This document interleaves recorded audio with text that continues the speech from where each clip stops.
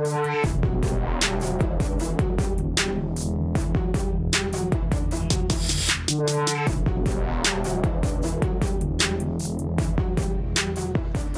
a warm and sunny evening in Tukwila, USL and Seattle Sounders are proud to present Seattle Sounders FC2 and Real Monarchs SLC. Good evening, everyone. I'm Nathan Murphy, and welcome inside the broadcast booth here at Starfire. It's a warm evening, and it's going to be an entertaining game, I think, between Sounders and Real Monarchs, but these two teams aren't particularly close on the table right now. No, they're not, Nathan. It's going to be a test, certainly, for the Monarchs tonight, and Seattle kind of trying to get back on the road to victory, but it's going to be a very exciting match, and I'm looking forward to seeing what they've got to bring to the table.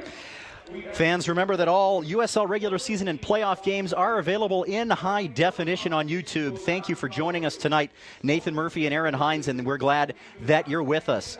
Some challenges in the last few weeks for Sounders, too, starting with the loss in the U.S. Open Cup to Cobalt and Claret in Salt Lake City. That was the first team. This is the second team. Not any players played in that match will play tonight, but maybe a little bit of residual frustration for Sounders, too, from that one. Well, sure. Yeah, I think Seattle disappointed after their great win here against Portland a couple weeks ago to advance to the next round of the Open Cup. It's always exciting for a team in the second division to see how far they can go in that competition. That's what it's all about. But certainly a chance to get some revenge tonight on the second division team for Seattle. And of course, it means a lot for them in the league. So big opportunity for Seattle to get back on track here. Sounders, too, also fell, of course, on Saturday night to Arizona on a very hot evening when they led and then gave up two quick goals after Duncan McCormick was sent off for his second caution in about the 55th minute. So frustration all around. Sounders looking to get back into their winning ways. How do they do that? Well, tonight is kind of just getting back here at Starfire and pulling the team back together. Always a little difficult as the lineup changes all the time in this for this team. But I kind of think just back at Starfire, pulling the team back together. Ezra Hendrickson knows what he's got to do. He's got the players to do it. And certainly you deal with injuries. We're dealing with call-ups. You're dealing with changes in the lineup. So they're just going to have to get back to it. They have a great run here at Starfire, and it starts tonight. Despite the difference in the table, of course, Sounders on 23 points. They're in fifth place, just a win out of second, and RSL only 8 points out of 13 games. But that may not tell the whole story tonight. Sounders, too, struggling with some depth issues tonight. Not only do they have two men away on international duty, not only did they have four men who made appearances in the first-team match in Philadelphia last night, guys that are getting regular minutes down here for us, too.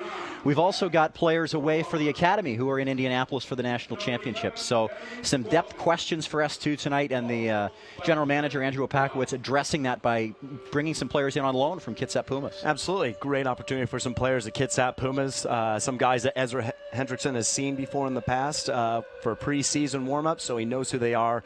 They know the team. I think they'll bring a lot. It's why this whole development thing is here, to get these guys opportunities they wouldn't typically get. Obviously, we've seen from the Open Cup, Kitsap Pumas can certainly play with Sounders too, and it's an exciting opportunity for them, and it's exactly what Seattle need. Mike Ramos, who was on the Kitsap side when they came in here and forced extra time, he actually scored the goal that forced extra time during that tie. He is in the starting 11 for Sounders too tonight. On the plus side for the Sounders, Charlie Lyon. He's been absolutely incredible all season long, but last week at Arizona, 8 saves on 10 shots, USL Team of the Week. Talk about his performance. Well, he was massive. It's not often you get a goalkeeper actually making the Team of the Week and still losing the game. Only gave up 2 goals, but 8 fantastic saves to keep that sheet a little bit lower for the Sounders than it could have been. So fantastic, great experienced keeper, and he's going to be a big thing for them tonight as they have some younger guys in the lineup. Charlie Lyon, a Marquette University product out of St. Charles, Illinois. He gets the start tonight. He started every Sounders 2 USL match except the one in which Troy Perkins got a U.S. Open Cup warm-up a couple of weeks ago. Sam Garza on the offensive side for Sounders 2. He's really been a discovery for us this year. He has 2 goals and 2 assists, all of those off the bench. He has the start tonight. Yep, Sam Garza been fantastic coming off the bench, like you said, Nathan. Causes a lot of issues for players out on the wings. Very creative, has very good vision, can throw in the pass every once in a while. Works very well with Pablo Rossi as well. Sam Garza had the assist on the only goal in the match that was scored by Aaron Kovar against Los Angeles here 2 weeks ago. In the other technical area, the Cobalt and Claret of Real Monarchs SLC. Freddie Juarez, the longtime coach of the academy down in Arizona, he leads the side in. And one of the players, Uruguayan Max Rauhofer, a 10-year pro, he leads the side with 6 goals. Yeah, Max Rauhofer, absolutely very dangerous, the most dangerous player for Real Salt Lake, no question, with 6 goals, like you said. And he takes the penalty kicks for Real Salt Lake. Very technical player, knows the goal. Older, 24 years old, so a lot of experience in there already. And like you said, 10-year pro. He's definitely going to be giving Seattle the run for their money tonight, and someone they're going to have to watch mostly. Out of just 13 goals scored by Real Monarchs this year, he's got 6 of them, certainly an important offensive performer for them. It's going to be interesting to see how Sounders 2 rebound from easily the most frustrating about 10 days of their existence. They've had men sent off in 3 consecutive matches. Of course, Sergio is missing tonight, serving the second game of that 3-game suspension for his foul against Los Angeles, and also Duncan McCormick serving the yellow card suspension. 2 of the call-ups from Kitsap are in the starting lineup, so it's going to be an interesting challenge. Nick Hamer out of Gonzaga University, another new partner for Amadou Sanyang in the midfield. Yeah, well, Amadou has proven he's the captain. He's the leader of this group. He's proven he's been able to play with just about anybody. He's calm, he's composed, and I think that will actually melt into anybody he's going to be playing with tonight, and I'm looking forward to seeing the results. The teams have come out, the officials are in the middle, and we're going to take a pause for the national anthem. We'll be right back with the starting 11 for both sides. Presenting our nation's colors this evening are members of the Young Marines organization. Please remove your caps and join Josh Krupke as he performs our national anthem.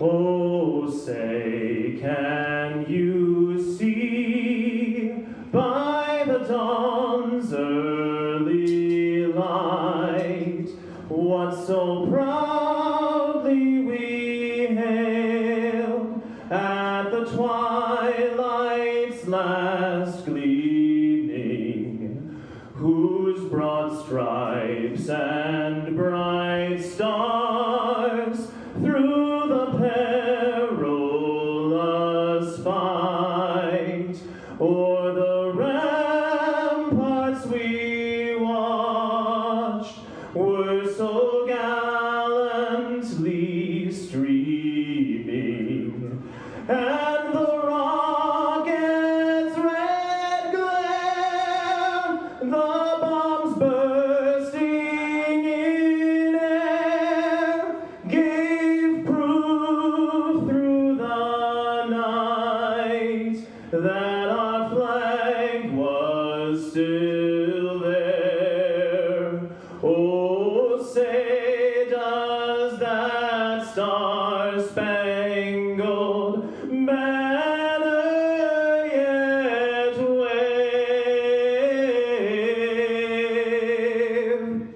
o'er the land of the free and the home of the brave?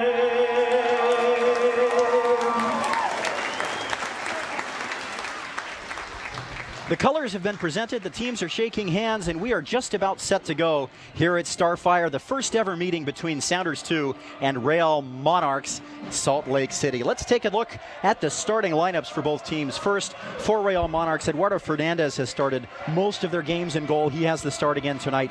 Riley McGovern, Emilio Orozco, Darian Copeland, and Boyd Okwonu across the back line. Tyler Arnone, Alex Sundley, Lucas Baldwin, and Jose Navarro are the midfield. And Max Rauhofer, we talked about him, as well as Emery Welshman, the Guianan international, just returned from World Cup qualifying duty, where he was defeated by the St. Vincent and Grenadines side of Alex Anderson. We'll talk about that more later in the broadcast. For Sounders 2, some changes in the starting lineup, as we mentioned. Notably, 2 of the loaned players from Kitsap Pumas FC. They'll get the start. Charlie Lyon in goal. Chung Sil Lim, Aaron Long, Nick Miele, and Giuliano Frano are the back line. Amadou Sanyang, and we mentioned Gonzaga University man Nick Hamer in the central midfielder. Sam Garza and Mike Ramos, the Kitsap loanee, are the wingers. Pablo Rossi and Andy Craven up top. It's a little bit different look. Craven and Rossi playing together up top instead of Rossi out on the wing. What do you think of this? Oh, I think Pablo Rossi can be lethal just about wherever he is on the field. He's one of the creative players that the Sounders have and they rely on. And the combination between him, Garza on the left, and Andy Craven just above them, I think is going to be pretty exciting to see. Plus the speed of Mike Ramos on the right-hand side. Seattle, no matter who they're putting out there, they're going to be young, they're going to be fast, and they're going to be dynamic. So either way, they they absolutely know how to score goals. I think the big thing tonight for Seattle is, can they keep some out of the net? It's a challenge. The defense is tied for second from last in the league, actually, with 23 goals allowed. But the offense has been absolutely prolific. They've scored 26 goals. That's good for third in USL behind Pittsburgh and Colorado Springs. The officials for tonight's contest: the referee is Marco Vega, assistants Chuck Spaniola and Manuel Soledad, and Jeff Arthurholtz is your fourth official. Sounders will wear the white uniforms tonight. Probably a good choice, as Aaron pointed out before we got on the air, in the sun out here. It's about 85 degrees at kickoff. Probably a little bit warmer down there on the turf. You can see the shadows spreading out from the stand out toward the middle of the field. Those will lengthen as the night goes on. And Real Monarchs in the traditional claret and cobalt of their parent organization. We're just about set to go. Scars are up at Starfire. You know, Aaron, I'm always excited when we're about to kick one of these off. Yeah, it's always exciting. It's another great night, like you said, Nathan. And it has cooled off. The wind's blowing now, and like you said, the shadows are starting to spread across the field, which is nice for some of these players. It was very, very hot earlier today. It was absolutely brutal on the drive down, as we were all talking about in the booth, and we're underway at Starfire. Nathan Murphy and Aaron Hines, and with you, we're glad you're alongside for this USL contest. As we mentioned, it's the first ever meeting between these two clubs. A little bit of, I don't know if you want to say bad blood, as the foul is going to go against Real Monarchs, but some contentious matches played between the parent clubs over the years, including a couple series in a row in the postseason. Yeah, it's, you know, every time you get two clubs coming together, it's an exciting. It's going to bleed down into the lower, the second tier, but, you know, I think the biggest thing sitting in the Sounders' two minds is having just seen these uniforms a week ago or so, and coming out on a loss there, they're going to want to get a little revenge. How much difference does it make as a player whether you're playing the first team or the second team as far as your mental state of mind? Well, no question. If you're a second division team playing the first division team, you've got the advantage, because you technically you're supposed to lose the game. So it's always tougher for the first division team to kind of get up for that. But I think everybody here is pretty competitive, and the U.S. Open Cup is famous for having MLS teams be knocked off by lower tier sides. So Real Salt Lake knew they couldn't take that for granted. It happened to Seattle 3 years ago, losing in the entry round for MLS teams to an NASL side down in Florida. Ball takes a deflection, stayed in play, trying to chase it down, unable to win it, and Real will turn the other way.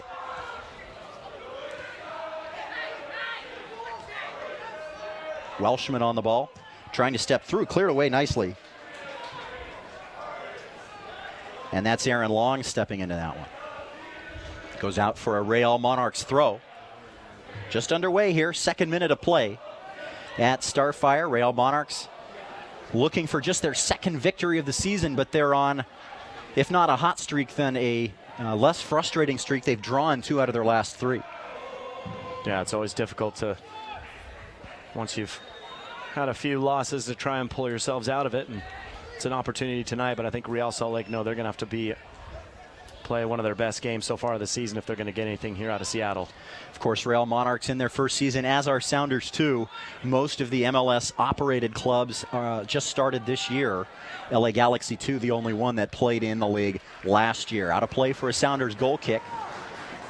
Charlie Lyon in the orange and black kit tonight will put it back in play. It was a good run by Emilio Roscoe, number 20, the center back. It's always tough for teams to pick that out. He took his space, tried to play the ball, didn't work out, but it's a nice idea. Here in the first 3 minutes or so, Real Monarchs certainly showing, showing willingness to try and play those through balls. They've tried a couple times already now. Craven gets ahead on it. Nick Hamer tries to chase it down. Turning around and winning it, sending it long as Frano. And nobody's able to get on the end of that one. It'll go out for a Real Monarchs goal kick. Wow, that's just Rossi trying to be a little bit too clever, maybe. Trying to beat the goalkeeper from halfway in the field. Well, either that or he was hoping Mike Ramos would be able to make a run onto the end of it. But either way, nothing doing. I'm going to say it's a shot, Nathan. All right. I think he's trying for it. certainly wouldn't be out of character for him. We like the. He certainly likes to switch things up a little bit occasionally, and that does work on occasion. Yeah. You got to know when to mix it up. It's the trick play. It's the surprise call. And every once in a while, especially at this level, you are going to catch a goalkeeper napping. Yeah, you never know. Absolutely. Boyd Okwonu turns it for his center back Copeland, and now back to the goalkeeper Fernandez. Lalo Fernandez from Guadalajara, Mexico. Grew up in El Paso. He played with the RSL reserves for a couple of seasons before being loaned to Real Monarchs this season. Is on contract with Real Salt Lake, the parent club. This is the captain, Son Yang, out wide. Sam Garza turns it into the attacking half of the field, tries the overlap. Chu Sim Lim getting up from his left back position, unable to win that one. It goes out for a Real throw-in. Just about 5 minutes gone. We're just underway, still scoreless. We're glad you're joining us on this beautiful summer evening as the temperature starts to cool off. It's an absolutely perfect evening at least for a fan. I'm not sure about as a player, Aaron. Yeah, it's certainly going to be hot out there. But again, the breeze is helping quite a bit, I think, at this point. Tripped up is Frano in the midfield. He'll be given the free kick. About 10 yards inside the Sounders' defensive half. Fans, have you visited the new USLsoccer.com? Check it out, get the latest news and live stats, and make sure and give a visit to the new social media hub. That's all at USLsoccer.com. Almost able to take that one away was Frano, but instead he surrenders it back and chasing up on the left side.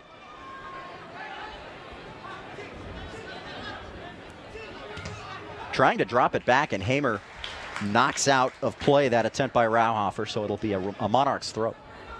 Rauhofer will try and chase this one down now.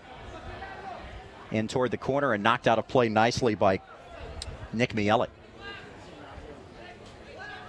Pardon, that's Aaron Long. I've got them backwards. It looks like Long is playing on the near side, Miele on the far side.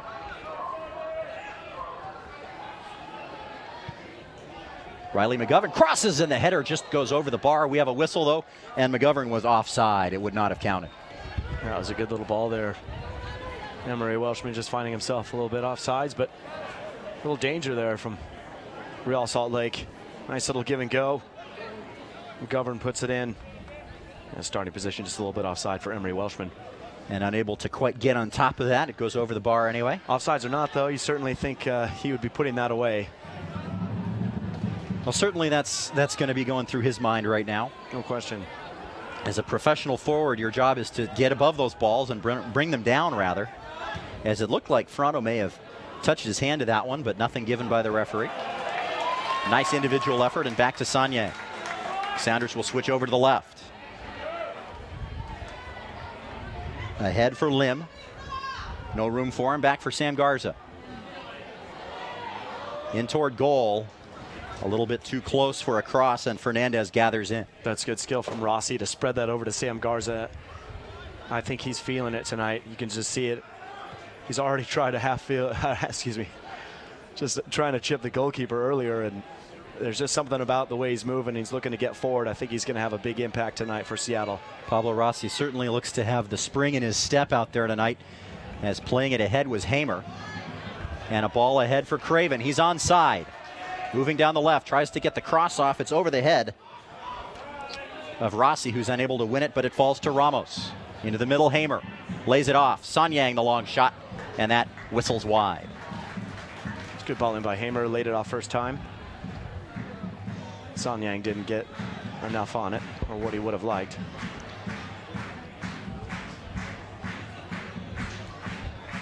The wind is blowing a little bit out there, as you mentioned. You can see we can see, you probably can't. The flags are out almost all the way straight out and blowing from our right to our left and maybe a little bit toward the far touchline. Probably enough to affect balls in flight, but we'll see. As Monarchs settle in the midfield, Arnon. Through the back of Orozco, and he'll step forward. Into the middle, the ball is won by Navarro. Stepping ahead, a chance, Charlie Lyon. Stepped out perfectly and gathers that one. Well done, Charlie Lyon. It's first huge save for him. continuing his form he had back in Arizona. Let's take another look at it. Here's the ball played into the forwards. It's a nice little deflection for them. Pops right in again, and it's Welshman again. It's his second opportunity. The first one, obviously, he was offsides, but again, he's got to be thinking he should have finished that. Great save, though, from Charlie Lyon. Very well to get out and cut down the angle, and he does not allow a rebound, which is very difficult to do there. Monarchs will switch through the back. Look to try the right side. Copeland gets it out for Okwonu. Excuse me, this is Okwonu. Into the middle, Arnaud. Monarchs will cycle back once again. They'll try the left side. Thought he was going to give that to McGovern, instead back into the middle. And now McGovern will get it. Has a little bit of space. Steps into it. Nice ball slotted through for Baldin. Tries to send it across, and well defended on the left side. Nick Miele. Just Garza tracking back there to head that away for Seattle. Thought Lim might be called for the foul there. Instead, just a throw in on the far side. Okwonu come up and take it.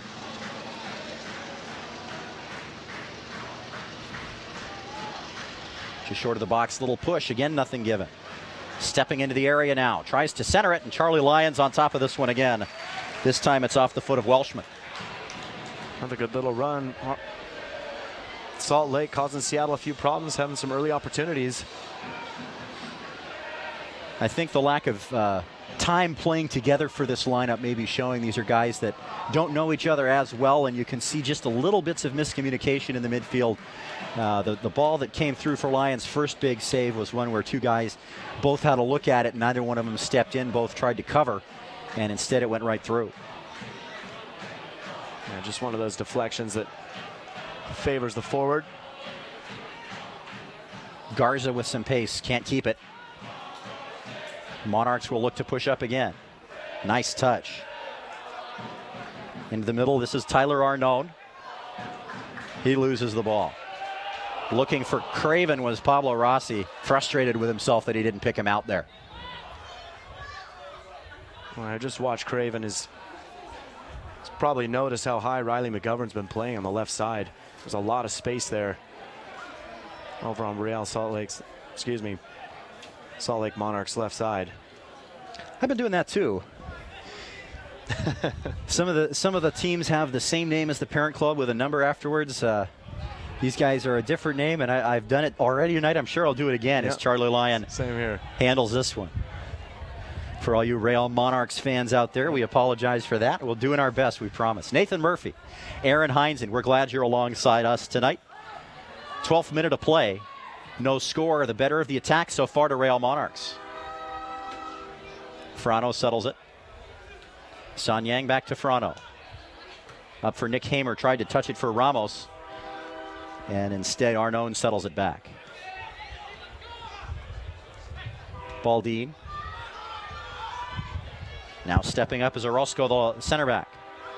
Turnover. Sam Garza with some space. Sam Garza cuts it back into the middle. Tries to beat two more. Keeps the ball. Still in possession. Turns it around, and now he'll lay it back for his captain, Sanyang. Now it's Lim on the left side. Garza tries to pick him out over the top. Lim, can he get on the end of it? Falls down in the end. And coming over to handle it was goalkeeper Lalo Fernandez. Did that take a touch off of the Monarchs defender? I think it may have. Man, that's a great run, though, from Sam Garza. That's just what he brings, that creativity, the use of his feet. Got a little tangled up there, but was able to get out of it. But then the ball he supplied over the top for Lim. I've seen that twice from him tonight already. And after the assist he had against LA, we love seeing that kind of attacking play from Sam Garza. Knocking it away was long, but not clear. Takes a deflection, and Charlie Lyon will handle this one easily. Take a second to give a shout out to Charlie's parents, Joe and Janet, back in St. Charles, Illinois. Enjoyed talking to you guys on Twitter last week. Hope you're enjoying the broadcast. We're glad to be bringing it to you. Popped into the midfield. Craven tries to bring it down. Now it's Hamer. No one's on the end of it, though. Rossi tries to chase him down. They'll send it all the way back to Lalo Fernandez.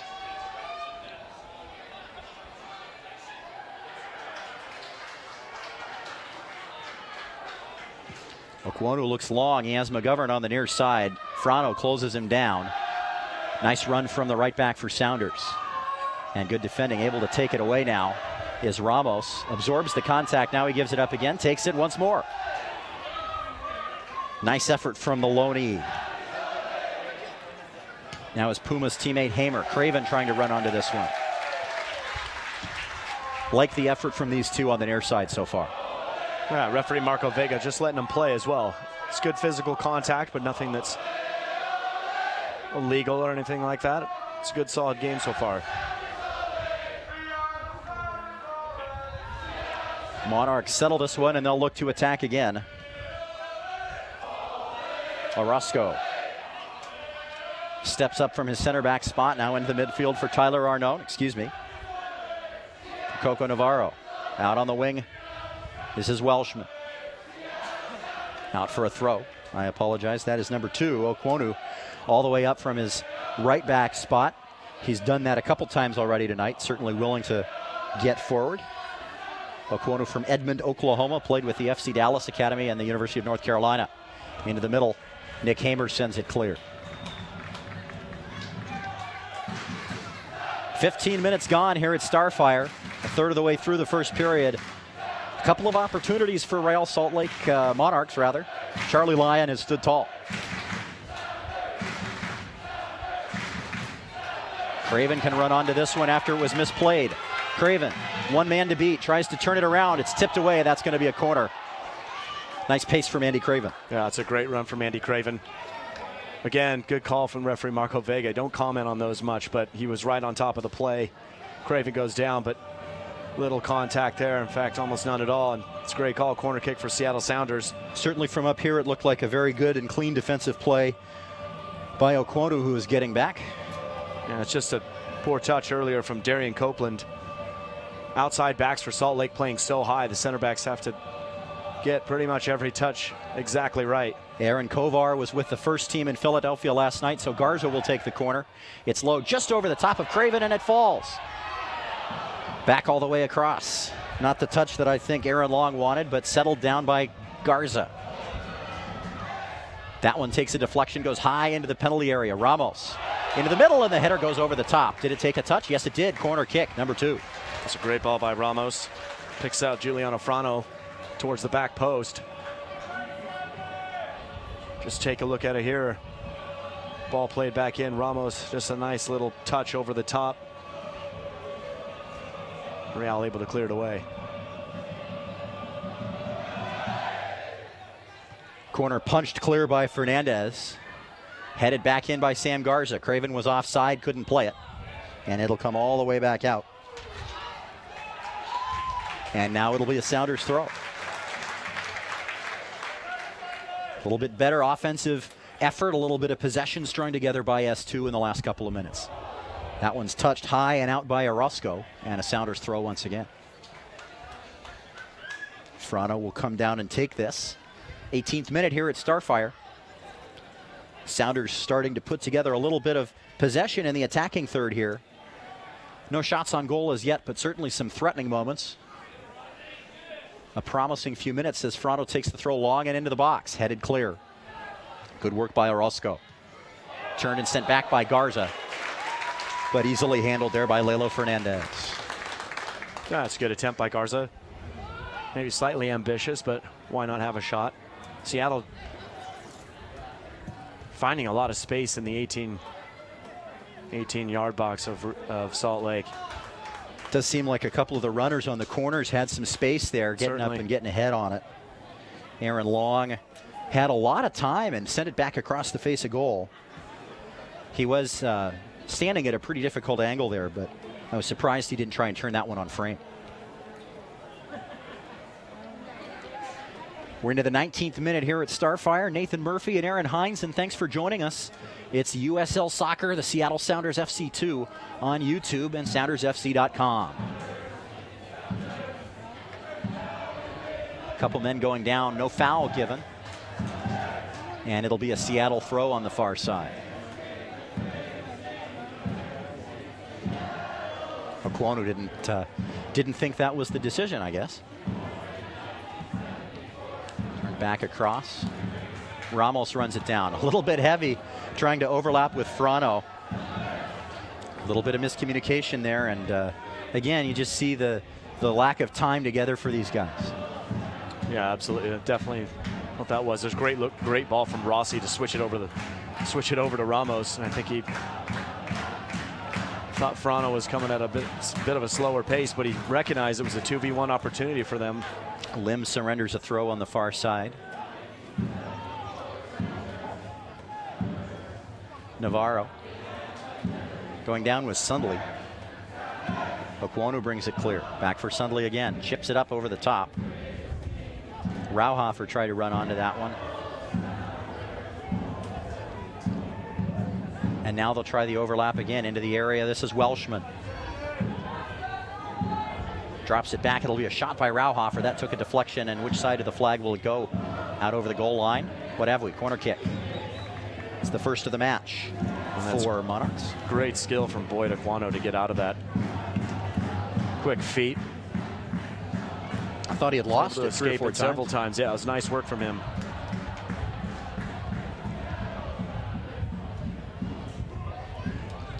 If this was your first exposure to Real Monarchs, you would not conclude that this team had just 8 points in 13. They've played very positive football here in the first 20 minutes of this one. Controlled on the chest, dropped back into the middle, nicely done. And sent away by Nick Miele. That's a very dangerous moment on the near post for Emilio Orozco. Well, again, Seattle kind of losing track of their markers there at the far post, and Orozco probably should have just taken a shot on goal there, maybe tried to do a little bit too much.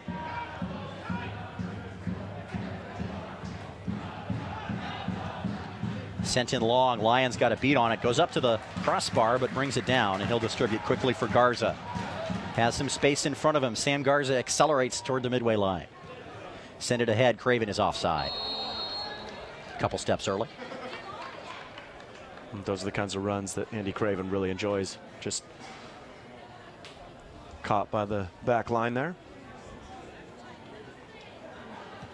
I think they may know he enjoys them.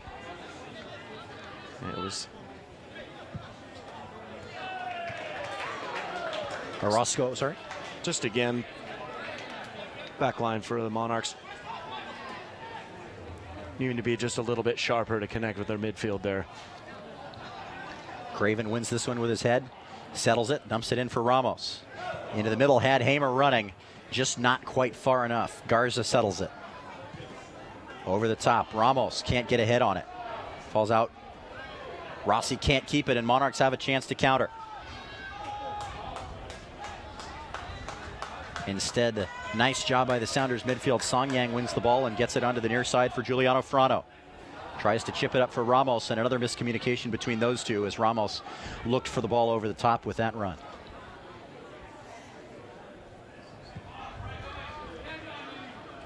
Barreling through the back of Song Yang, no whistle. Welshman takes possession and sends it up looking for Rauhofer. Moving into the penalty area, claiming the penalty. It looked like he chipped it up right off the arm that was right down at the side.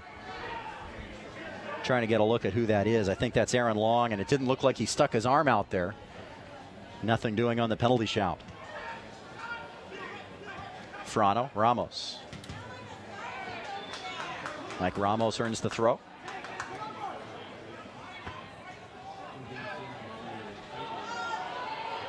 Long, a physical challenge there with number 11 Welshman. Neither one of them wins the ball, and Frano collects it. Sounders switch the field onto the left. Garza on the ball. Lim with the overlap. Knocked out of play. Seattle throw in.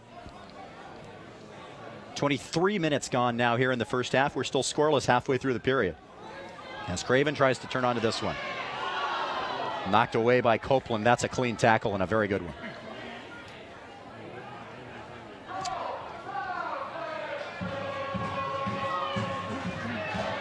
Lancing into the area. Penalty. Penalty.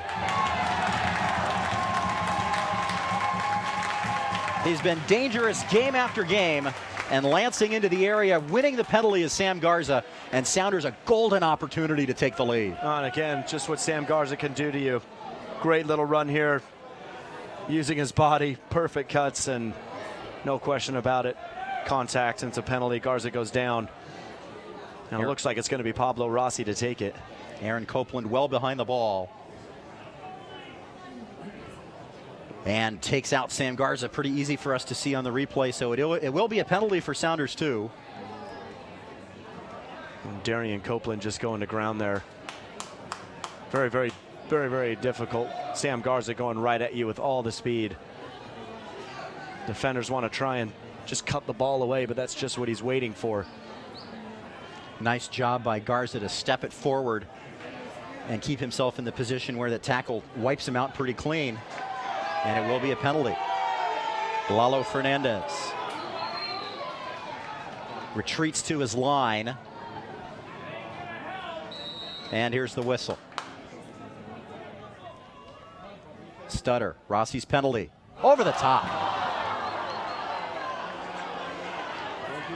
An opportunity goes by the wayside for Sounders too, as Pablo Rossi puts that over the crossbar in the 25th minute. Well, no one's more disappointed than he is, no question about it. Just lifted it right over the bar.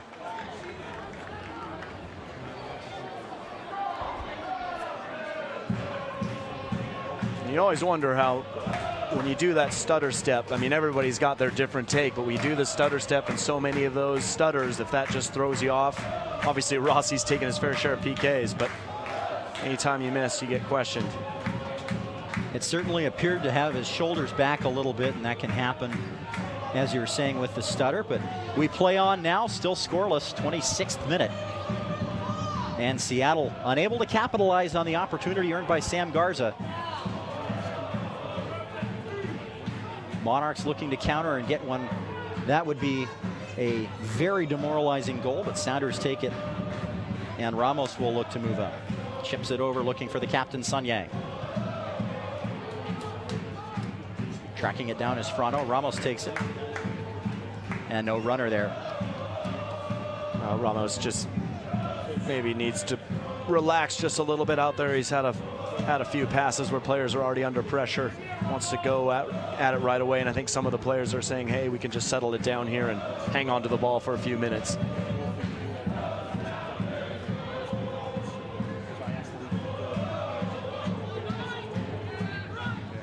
If you're Ezra Hendrickson, excuse me, what are you passing as far as adjustments or advice into your players right now? Well, I think just stay the course. You know, things will come, opportunities will come again, no question. And it's still early on in the first half, so. Long sends it out. Hamer. Frano for Sun Yang. Craven, nice work with the head. Sun Yang wins it and steps forward. Is that a foul? It's not. As it looked as though Sun Yang might already be going down when the contact was taking place. And Lalo Fernandez will hang on to it. Well, anytime you get a player getting in behind the back line, it's always a possibility. It's always questionable, but I think I agree with you, Nathan. I think he took a touch. It's going too far, and he kind of decided to go down at the first shoulder brush. So, again, good call. Hamer out for Garza.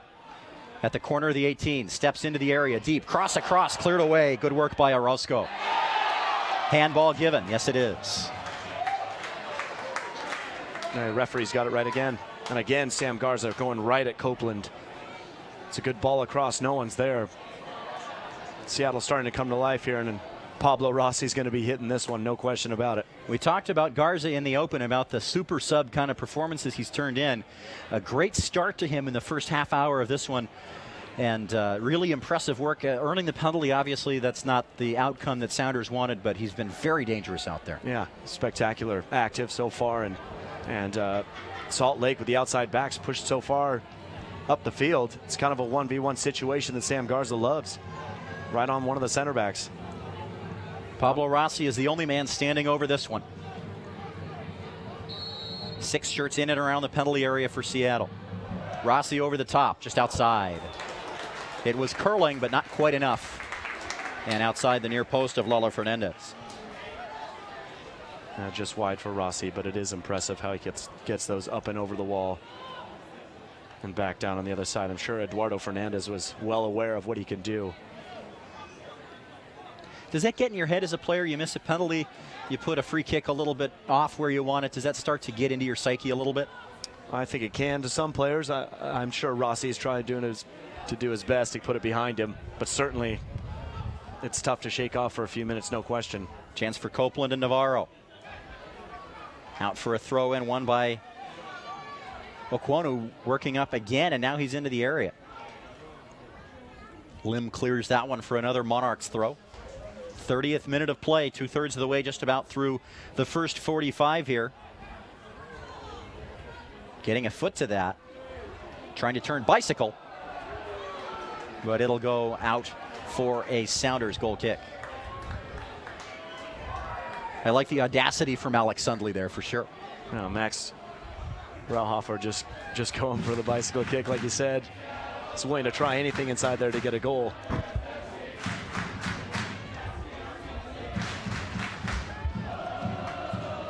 Again, perhaps a little ambitious, but why not? Craven controls the goal kick off his chest, but can't keep it. He earns the foul. As it looked like he's holding his left shin, it looked like there was some contact going past. We'll see if we can get a look at it. Dangerous free kick again for Seattle. This one about 30 yards from goal. Tyler Arnone wearing the armband for Real Monarchs. He's unhappy with this decision by referee Marco Vega. But Seattle will set it up. Rossi is there, so is Sun Yang. And now the skipper will head down into the area. Well, and again, another great position for Pablo Rossi. First game of the year, we saw him hit one like this, Nathan, against Sacramento. Right off the post and in. Let's see if he can find the magic. Rossi deflected over the top. That's going to be a corner. Yes, it is. Third corner of the match for Seattle. We had a replay here of the foul on Craven. Here's Craven just getting the touch. Oh, yeah. Catches the back of his leg.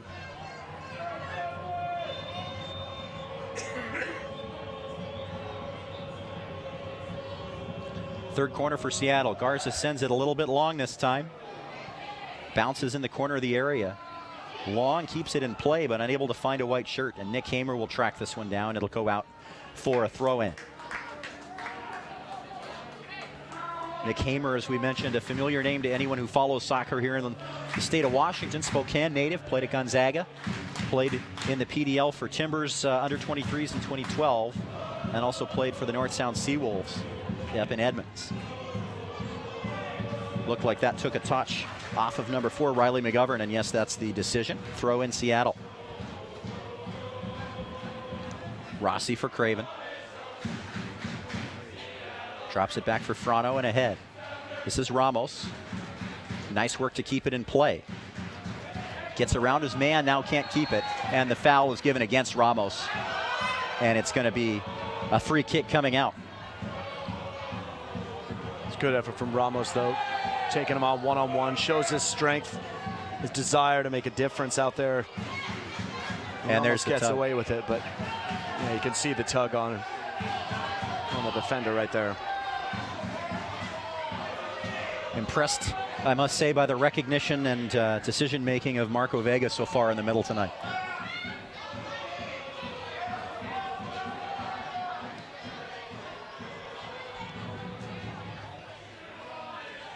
One over the top by Rauhofer. Lim can't keep it. Welshman takes over.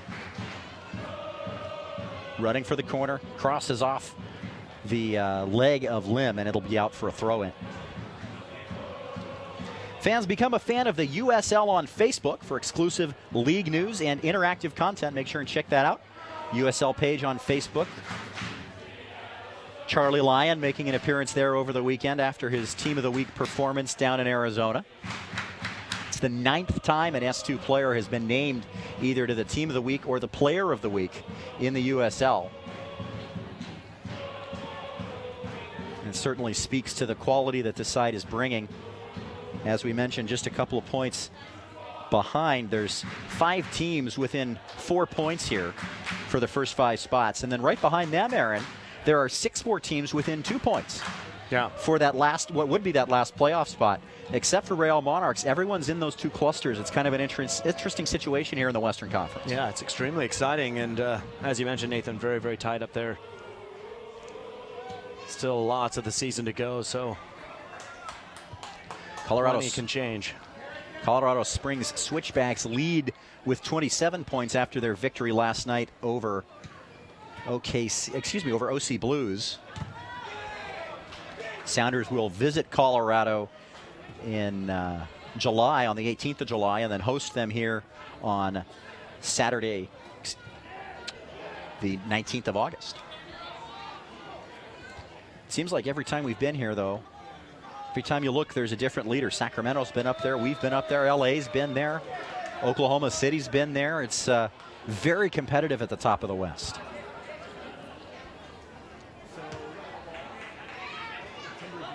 Frano can't keep it. It's taken away by Rauhofer. Foul's going to go against Frano as Rauhofer took a tumble.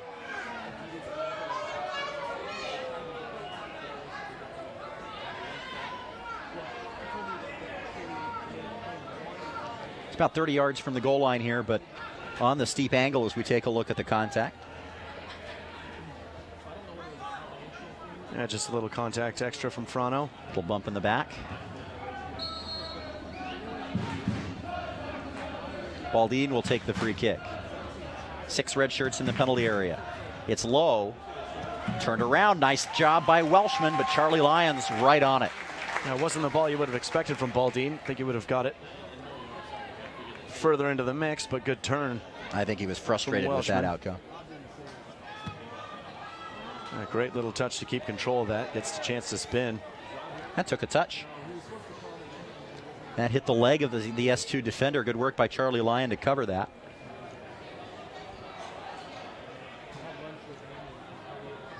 By my very unofficial count, that's his 4th save. Out of play, that one. Seattle throw in. 36th minute here. Nathan Murphy, former professional, former UW Husky Aaron Hines, and alongside. We're glad you're with us on an increasingly cool evening here in Tukwila. The shadows now reaching all the way across the field. And the players are assumably quite happy about that. Certainly. A little respite from the sun. Lights already on here at Starfire. Hope you're enjoying your Thursday night.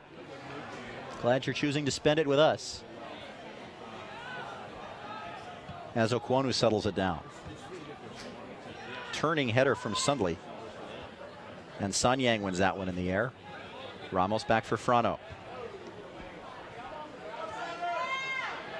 Ball popped back on either side of the midway line several times in the air there. And Craven tries to win this, can't do it. It'll be settled out by Okwonu.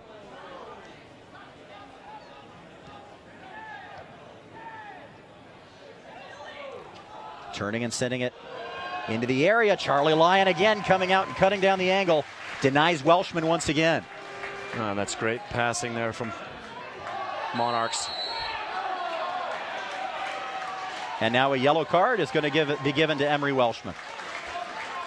Came in sliding late on the challenge against Ramos there, and the first booking of the match in the 38th minute. Yellow card shown to Emery Welshman. Welshman picks up the card, a little frustrated, but certainly Lucas Baldin absolutely wish he had that chance back again. It was a good little combination from the Monarchs to break down Seattle, and again, one-on-one, Charlie Lyon comes up big this time. Freddie Juarez has got to be a little bit frustrated with his team right now. They haven't converted yet. They've certainly had their opportunities, and should Seattle find a goal here at the end of the half, they'll have to feel that they didn't get the better of the luck there as Sam Garza commits the foul deep in RSL territory, in Monarchs territory. Well, it's just those kind of opportunities that you don't take that you wonder if those come back to bite you. Certainly some missed opportunities for Seattle as well, the obvious one being the penalty. Sometimes you get a chance to redeem yourself from that, sometimes you don't. Look at the U.S. women's national team earlier in the week against Colombia. Wambach missing the penalty early. And the U.S. finding a couple of goals to win that one 2-0, but a few nervy moments there after the miss where Colombia looked like they were going to find a goal. U.S. women, of course, will play China tomorrow for the chance to take a crack at either France or Germany in the semifinal.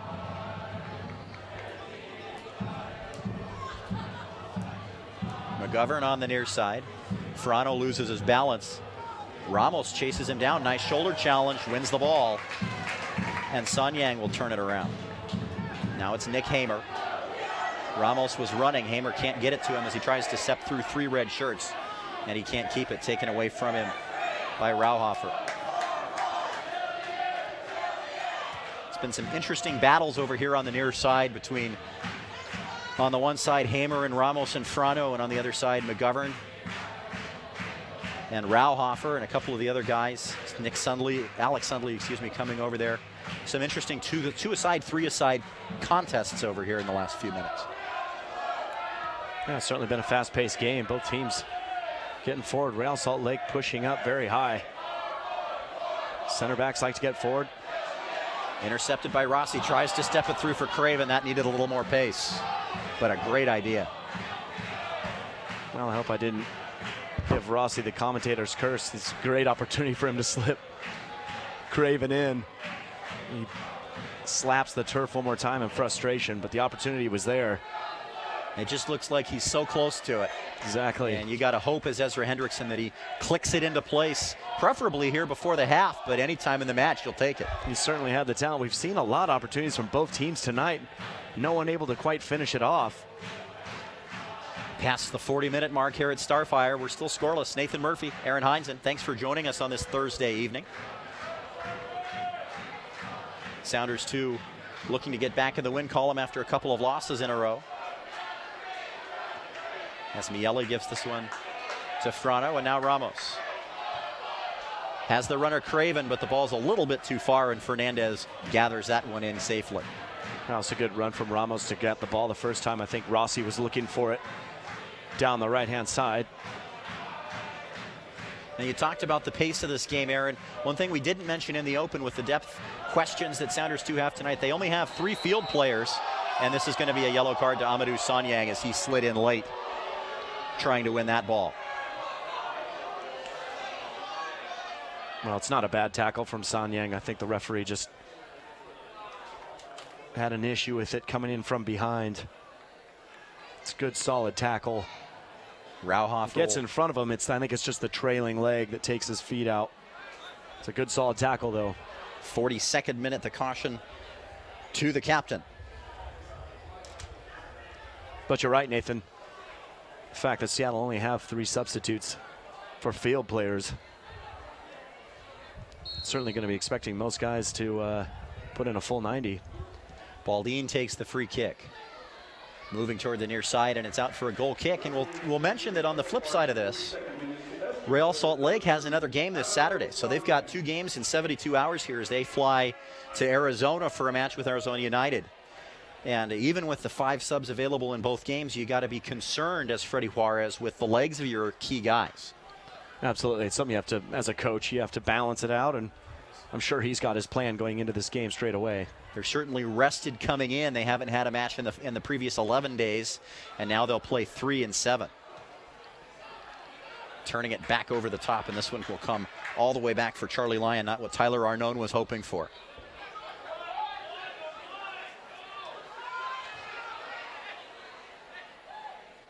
Rossi tries to chase this down. Now Craven off the head. Frano brings it down.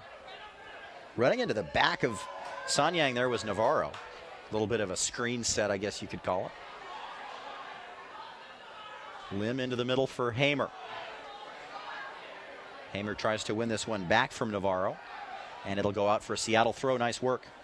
Fans will take a chance to say a big thank you to Bootstrapper Studios for today's broadcast. They produce all of the S2 webcasts here. They do a great job for us. Live streaming sports and events of all sizes. Give them a visit at bootstrapperstudios.com. Thanks to Greg and all the guys for producing, doing the excellent job as they always do. Absolutely. Now looking over the top. Sanyang has it taken away. Welshman tries to move into the area. Rauhofer on the overlap. Chips it back. On goal is the header. Lyon got a foot on it. This one's deflected up into the air. And the Sounders survived maybe the most dangerous attempt by Real Monarchs thus far. A save by Lyon and a clearance off the line. I couldn't see who it was. But great work by the Sounders defense recovering from that. Great run to start it too by Welshman. Sounders looking to break the other way. This is Rossi through the center circle. Wants a runner. Craven's offside. Gives it to Ramos instead. Back for Sanyang. 45th minute, excuse me. We've played 44. Now it's Garza. Tries to use that speed. Now cuts it into the middle. Rossi tried to send it over the top for him. Too much. Goal kick. You could see what was in his mind. It's a good little idea. Just goes too far. But going back to the scramble in here. Great save from Lyons. Doesn't maybe know too much about it. Hits him right in the chest. And again, good effort. Frano stands tall. Seattle dodge another huge bullet. And again, Freddie Juarez has to be wondering what they have to do to score. Sometimes you're lucky and sometimes you're not. And that's kind of how the finishing has been actually going for both teams. Both teams have had the chances. And neither one of them has found a ball into the back of the net. No question. Seattle had the penalty kick. Should have been a goal for sure. But Monarchs have had 3 huge chances. You'd think in most cases they would have converted them. 2 minutes of stoppage time, we're being told, and we're into that now as this ball is challenged for by Lyon. And getting a hand on it and also getting a hand into the face of the runner. Not sure who that was. Looks like it's Rauhofer. A little bit of a pat on the back in the dorsal fin area there. Is that the area? That's what they tell me. Sanyang, Craven trying to stay on side, needing to hold his run, but now the overlap from Ramos. Mike Ramos on the ground into the area, getting a foot to it, tipped outside. Pablo Rossi again can't find the net. Well, that's a great run from Ramos and an excellent ball, sweeping it in behind the defense. Rossi gets a good piece on it and a great save from Eduardo Fernandez. Goalkeepers both coming up big tonight. Here it is again. Ramos streaking down the side. It's a good ball in. Taking a little bounce. Rossi has to time it perfectly and does. And look at that outstretched hand. Marvelous save from reaction. Fernandez. Absolutely marvelous. Fourth corner. Rossi takes this one. Knocked down short. And Rossi will send it in again. This one's toward the far post. Sanyang got up, but couldn't direct it on frame and a goal kick. Good second time ball from Rossi as well. Sanyang just couldn't put it on frame. The best opportunity out of the run of play for Sounders. No question. And you just can't give enough credit to Lalo Fernandez. That was an absolutely marvelous reaction save. Both goalkeepers coming up huge for their sides as Fernandez bleeds time a little bit. We've got about 20 seconds remaining in the added 2 minutes. Chipped up into the air. Craven will try and get on the end of it. Bounces over it. Orozco picks it up. Header from Long. Now sent long by Frano. Garza is the runner. Too late. We're out of time. That's the end of the first half. We've played 45 minutes here at Starfire. Opportunities aplenty for both sides, but goals not to be found. We are scoreless between Sounders 2 and Real Monarchs. Thoughts on the first half, Mr. Heinz? Well, excellent opportunities, like you said, Nathan, for both sides. Both have to be a little frustrated. They're not on the score sheet, but we'll see what they have in the second half. We'll talk about adjustments and wait till you see this goal scored by Sounders 2 player Alex Anderson in World Cup qualifying. We'll be right back from Starfire.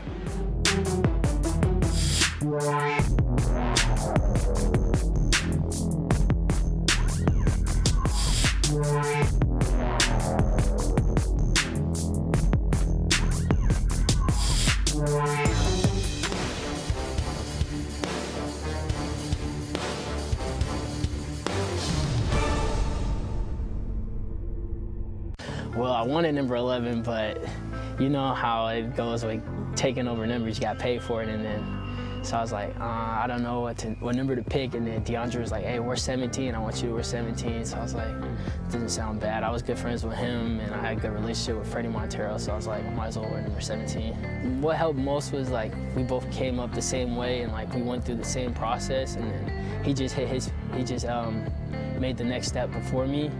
and I always had him to call, and then he'd just be like, yeah, man, don't even worry. When your time comes, you're next, and just stay focused. And then, so I always had him in my ear, which was so helpful. Yeah, that just really pushes me a lot more. So like being able to train day in and day out with like Clint Dempsey and Obafemi Martins, it just like pushes me more because I want to work harder, and then sometimes I'm gonna have to work harder than them, and it's only gonna make me better. So I feel like so when my time comes, I'll be there and I'll be ready.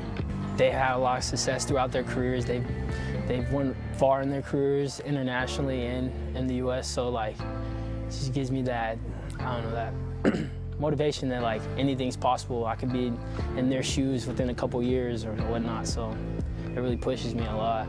Yeah, Oba, he talks to me a lot about it. He just tells me just be yourself, you know what I'm saying? And I'm gonna work with you a lot to make sure your head's on so you'll know how I play and build off of that. So it'll make you a better player. I just want to just be as consistent as I can and be as best of an impact to the team as possible. If that's me training here and there, pushing other guys, or me coming in the last 10, 15 minutes in the game just to give us that extra edge or not. So however way I could be a help to the team.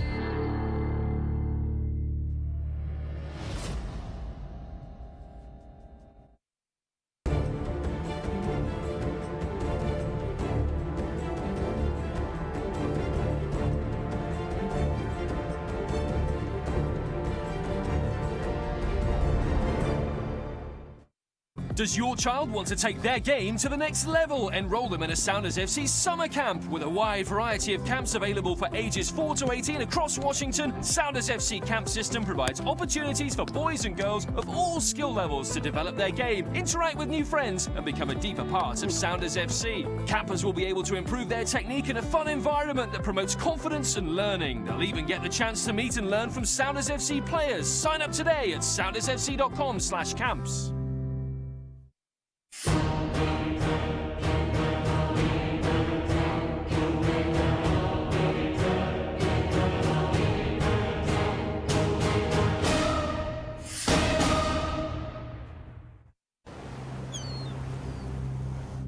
The beautiful game. It's played and loved all over the world. But here in Seattle, we think the game's a little more beautiful and green.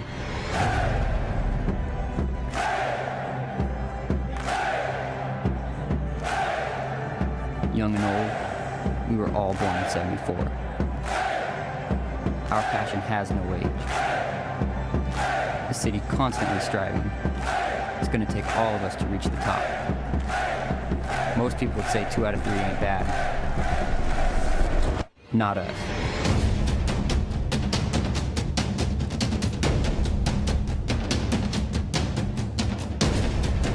We're not just here to win. We're here to make history. We'll give you everything we have. You give us your full 90.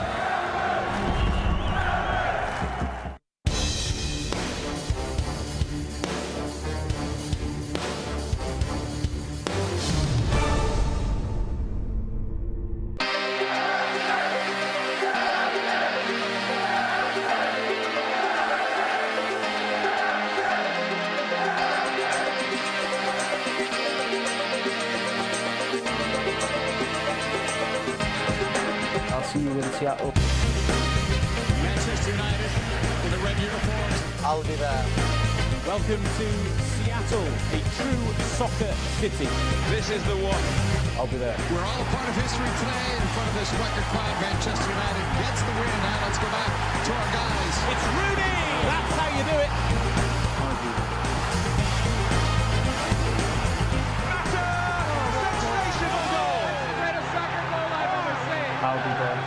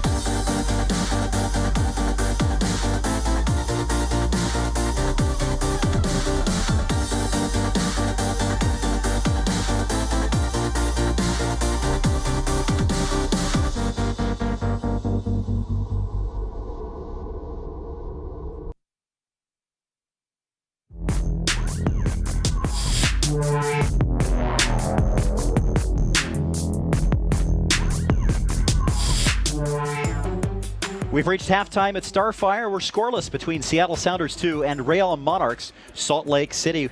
Welcome back, Nathan Murphy, Aaron Heinzen. Glad you're with us. All USL regular season and playoff games are streamed live and in HD on YouTube.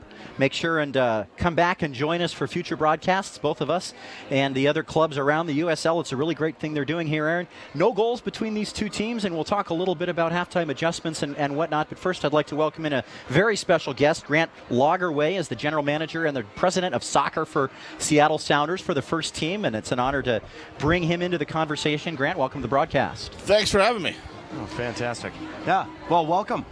All right. Got to be very exciting here to watch S2 again. What do you feel about the program and how it's coming along? It's really been a great developmental step for us. We've been really happy to be able to have the kids have a way to transition between the academy and the first team, and over time I think it's just going to get better and better for us. Yeah, you see some quite a bit of talent out here, pulling some people up from South America. What's kind of behind that?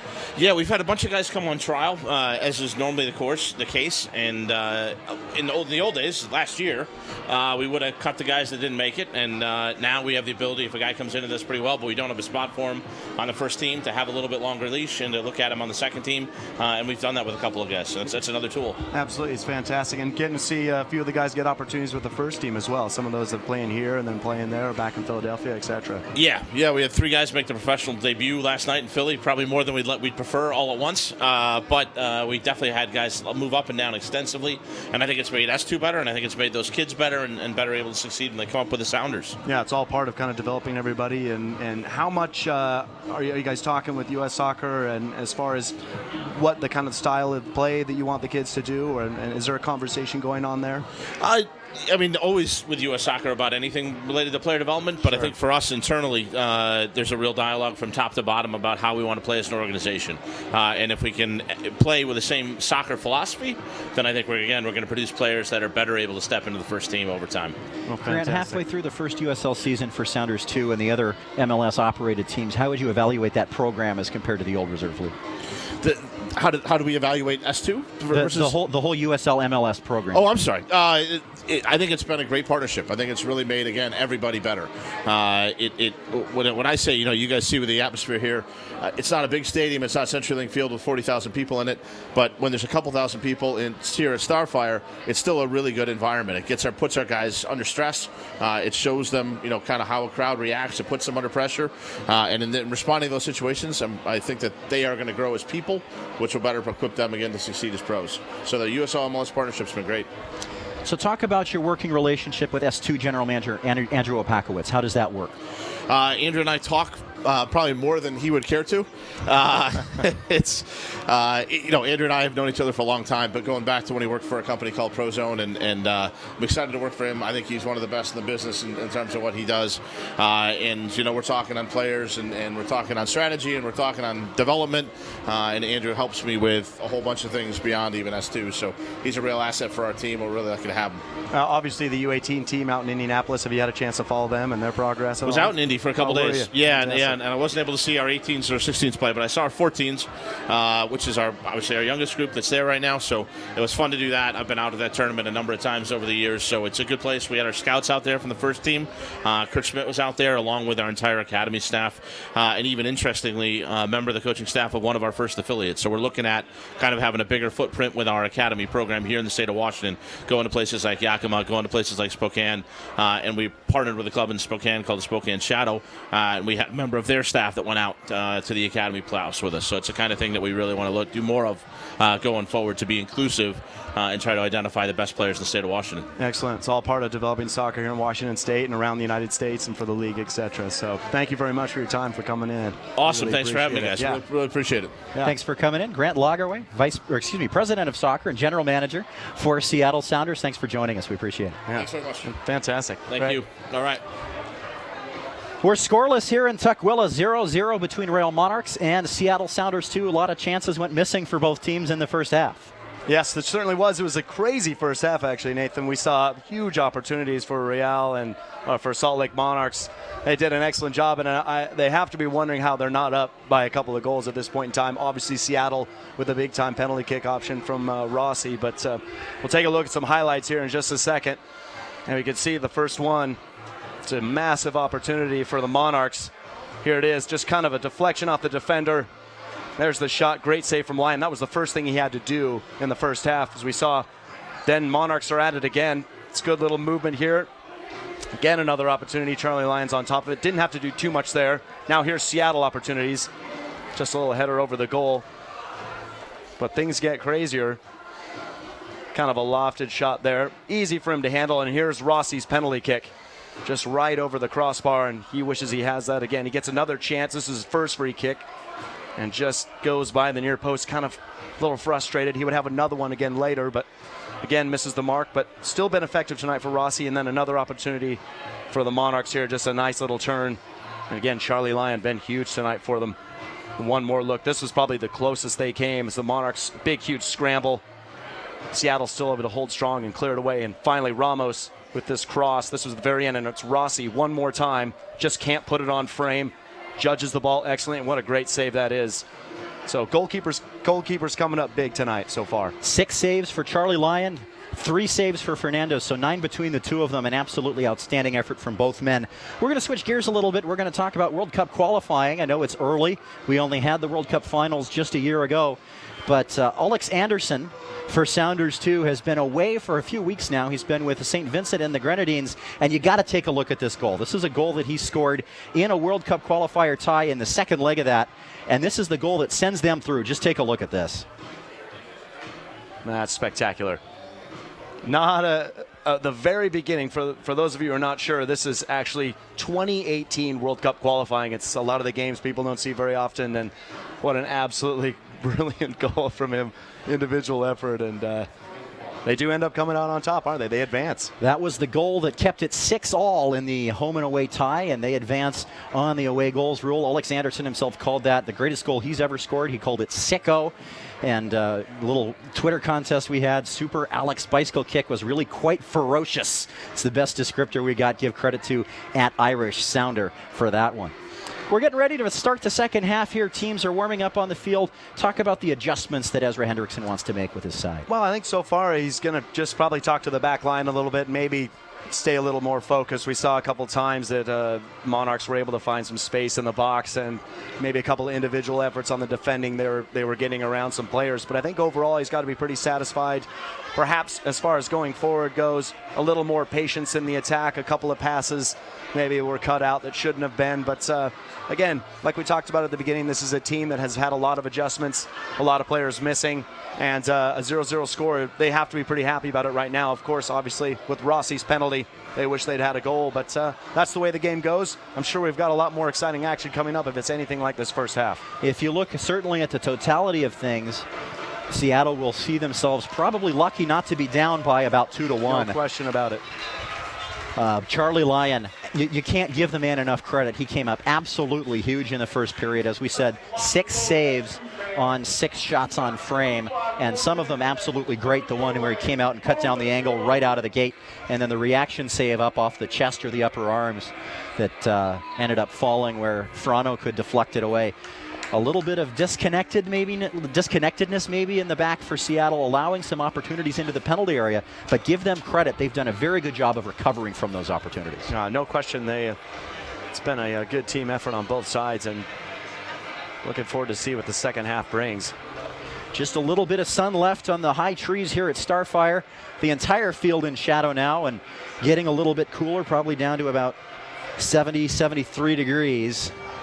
As we get ready to begin the second 45. We'll let you know of any changes as we hear about them. As we did mention earlier, only 3 field players available to substitute for Sounders 2. So they're going to have to use those wisely. If you're Ezra Hendrickson, Aaron, do you keep one of those in your pocket for an injury? Oh, no question you do. Yeah, I think he's got to wait, and he'll take his time and see what he needs as far as the game going forward. But you know, you're looking at his substitute list right now. There's no defenders on there. It's just midfielder Lorenzo Ramos, Hiroki Kobayashi, and then Victor Mansoure. So anybody in the back lines, he's going to hope for an injury-free second half. Ramos, the academy player. Victor Mansoure, of course, was in the 18 yesterday in Philadelphia, did not appear. And they landed about 4:30 this afternoon, and Victor rushed over here to get ready for this one. We're underway in the second half. Nathan Murphy, Aaron Heinzen, here at Starfire Sports. We're glad you're with us. An enthralling first half here as both teams pushed hard. Neither one broke through, but lots of chances, lots of entertainment, Aaron. Absolutely. It's a massively exciting first half. I thought for a 0-0 score, you don't see that very often, where you could have seen multiple goals. Now, we talked a little bit about the group of guys that haven't played together, positional guys who haven't worked with each other before. Did it look like it was improving a little bit as the first half wore on? I think they started to connect a little bit. There's still a few things that perhaps players are waiting for a pass a little bit quicker, or maybe to hold the ball up, and those things will develop as the second half goes. But it's tough to put something together completely like that in one game. But again, that's part of the team and the way that the system is set up. You're not going to get the same continuous lineup every single night. It's part of learning to grow as a professional. Also, certainly, those situations, they've been happening with the first team too, where guys are making appearances and getting opportunities that maybe they weren't expecting, and regular first team players were having to play with folks who are not as familiar to them. So it's a skill that's important for a professional in the long run.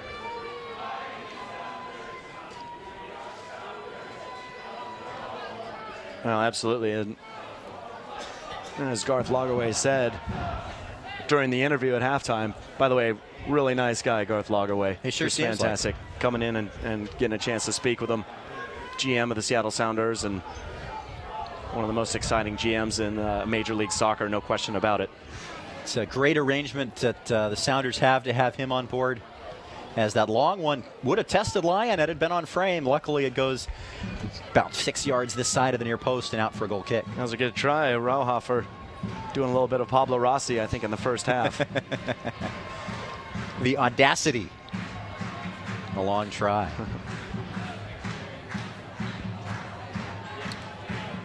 Mr. Lagerway, not the only member of staff for the first team in the house tonight. Ziggy Schmidt, seen floating around at halftime. He's here to watch this one. I'm sure some of the first team players are here as well. And as we mentioned, Victor Mansarai is available on the bench. One of only 3 field players. The reserve goalkeeper is an academy player, R.J. Knoll. Yeah, Victor went to Philadelphia over the midweek. Didn't get on the field, or last night, I should say, and back and available. First MLS starts for Aaron Kovar, Darwin Jones.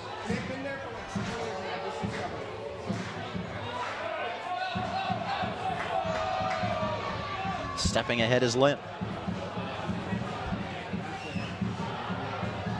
Into the area, long service Ramos. It bounced in the area, unable to get on it. Now Lim will settle again. Looks like a little bit of a change in formation. Ramos is out here on the left. He was playing on the right in the first half as his cross goes over, and unable to get on the end of that is Giuliano Frano. Yep, just a switch in personnel. No formation change, but Garza going out on the right-hand side. I think Ezra saw something he might have liked. And Ramos slipping out here on the left. You have to wonder, as high as Riley McGovern plays the left back for the Monarchs, wonder perhaps that Garza might find some more space in there. McGovern did get forward a good bit in the first half. Was involved in battles for the ball well into the Seattle defensive half of the field. Nick Hamer wins this one. Rossi back to Hamer off the foot of Sagne. Battles for it with Sundley, and Monarchs will take over. Switching the field, sliding job, Sam Garza to win that one, and stepping ahead is Frano. Rossi in the midfield, can't hang on to it, and Arnone will take over. Has a runner over the top. Lyon comes out, and he'll handle that.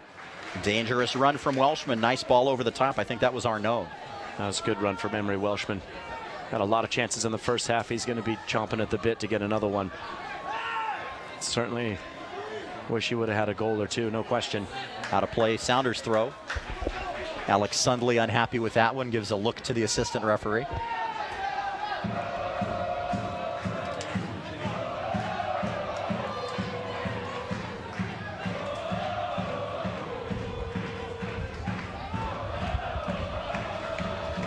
Ramos running all the way across, can't hang on to it.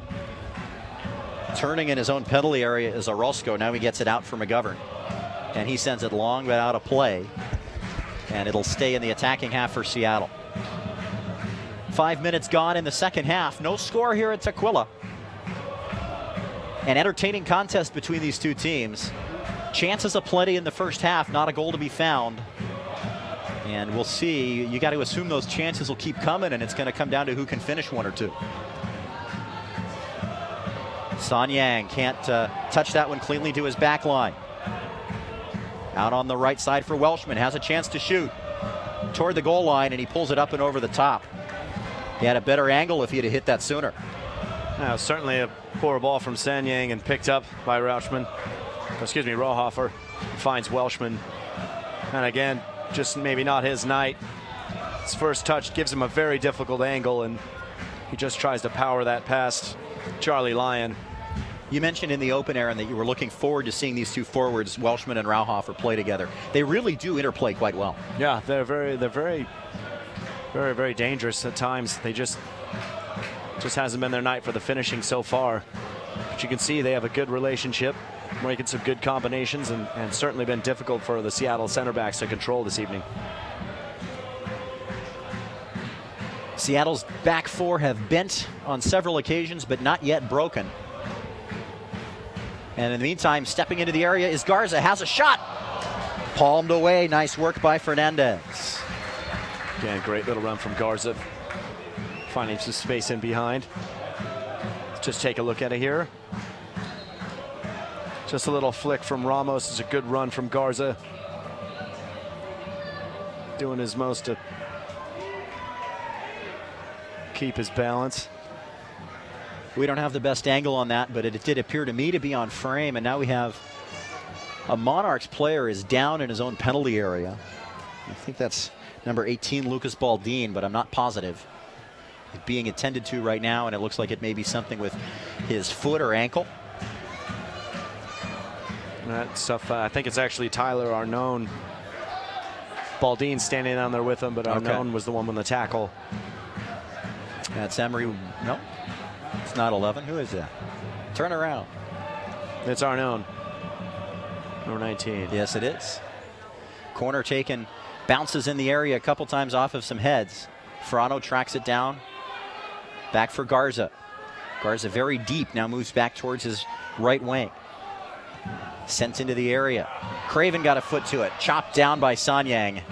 And that'll be a foul coming out. Pretty easy call there. Yeah, Son Yang just trying to get the shot off, catch the defender. He's already on a yellow card. That's what the Monarchs players are saying right now. No question. Be a pretty harsh yellow card. He didn't mean anything by it, just sliding in for the ball. And Boyd Aquano was just able to get there first. I agree that's not a caution. He's moving already before Aquano is into the frame. So a simple foul, Monarchs will play forward. But Son Yang does have to be careful. Anytime you commit a foul like that, even if you aren't shown another yellow card, you got to figure you eat up a little bit of the patience that the referee has with you. So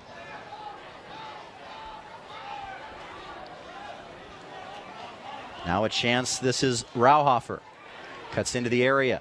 Turns back toward the goal line again. Well defended by Law. Great work. Garza can't win it in the air, and it falls to Sundley. Craven wins this one off the foot. Back for Garza. Gets it to a running Craven. Has space in front of him. Andy Craven. A little bit too heavy with his last touch, trying to maintain control with two men running behind him. And just a little bit too far. Fernandez gobbles that one up. It's a great ball again from Garza. I'm not 100% sure he's trying to hit Andy Craven with this. I think he was actually looking for Ramos further out left, but it worked out for him. Craven just couldn't get away from the center backs. Could see the windup in Garza's foot, and I think he just caught only a piece of the ball. Intended or not, that was a great through ball. Andy Craven with a wonderful opportunity, but unable to keep control of it into the penalty area. Monarchs moving the other way, out on the wing. This is the left back, McGovern. Crossed into the area, headed clear. It will be a corner, but nice work once again by Aaron Law. Fans, make sure and follow @USL on Twitter and become a league insider. Join club conversations and have a chance at exclusive giveaways. And also make sure you hashtag #OwnThe2 to show your support for S2. lively Twitter conversation as always around Sounders and Sounders 2 in the lead up and in the aftermath of yesterday's match. A lot of discussion surrounding how the first team find their way back into the win column after a couple of tough ones. He knocked out of the Open Cup in the contentious affair here against Portland, and then losses at home and at Philadelphia. They've got a chance at Portland. That's as big as it gets, as a handball is going to go against Monarchs. Portland away. It's a big challenge, but an important one as Sounders' first team look to get back in the win column there. Absolutely, yeah. Portland just coming off a rough game last night themselves at Los Angeles. And I tell you what, I saw a part of that game, and with Steven Gerrard showing up next week, you wonder what LA are going to look like in the next few months. No question, Seattle can be a huge rivalry to them. It's going to be a good match when those two meet again. They're a scary side, LA are, that's for sure. And no lack of desire to pay the Galaxy back for what happened in the Western Conference Finals last year and in the playoffs several times before that. Meanwhile here, Sounders 2 beat LA 2 a couple of weeks ago. Aaron and I were here for that one. And that's the last time Sounders 2 had a victory. So both halves of the Sounders competitive organization here looking to find their way back to a victory. And so far we're scoreless here at Starfire. 57th minute of play as Andy Craven has a chance to run on. One man to beat. It's Copeland into the middle. Rossi controls, scores! Pablo Rossi breaks the curse. After a very frustrating first half for the Argentine, he takes a beautiful pass from his teammate number 99, Andy Craven. And he makes no mistake about it. The first one is saved, he gets it back, and he finishes into the roof. Pablo Rossi breathes a sigh of relief right here. Well, this is the ball. It's from Riley McGovern. Just misses the drop to Orozco. Craven picks it up. All the speed in the world. Copeland's got to deal with a number of players. Here's Rossi. His first touch is very nice. Keeper deals with it, but can't get rid of it. Rossi puts it in the back of the net. He's got to be very, very happy he's got himself on the score sheet tonight. Give Andy Craven a ton of credit for running so quickly onto that ball, getting around the first man and then playing a nice ball into the middle for Pablo Rossi. As we said, the first one saved. He got it back and finished it. Redemption for Pablo Rossi. No question. It was a great work by Fernandez coming out. Rossi had to get that touch just perfectly and does, but Fernandez was right on top of him. Just unlucky for the goalkeeper. The deflection goes Rossi's way. Rossi was offside there. Can't run onto it, so it's a throw in for Monarchs. There's just another. Ramos has worked hard tonight, but just another example of players hoping to. He slows it down just a little bit. We talked about his state of mind after the missed penalty and the free kick that didn't quite go where he wanted it to go. And this says a ton to his mental focus and his composure. It's one thing to have the first try. It's another to collect after the save and make just a clinical finish like that. Yeah, he just gets the ball back and puts it away nicely. Again, Monarchs were just always a little one pass away from something like that happen. We'd seen that in the first half, where Seattle had gotten in behind them.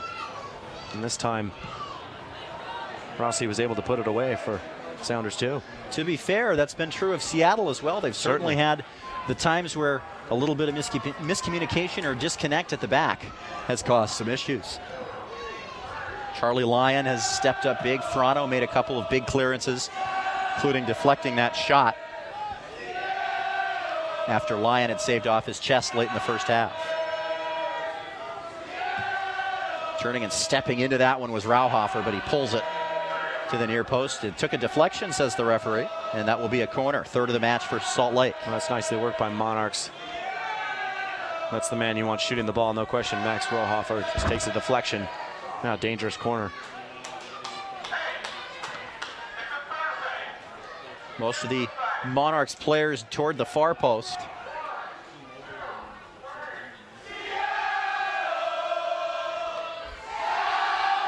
Baldin takes the corner. It's a good one, headed down and just outside the post. That was a marvelous effort by Darian Copeland.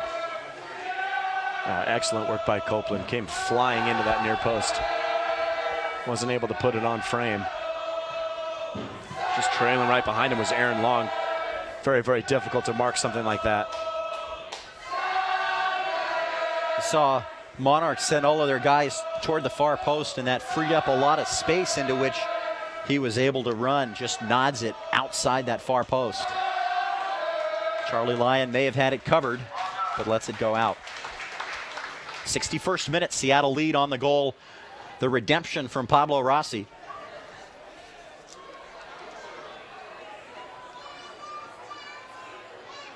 It's his 5th goal in USL. He's got 8 now in all competitions.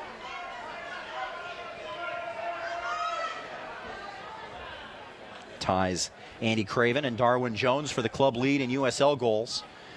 Even before this one, he led the team in all competition goals with the 3 in the 2 Open Cup victories.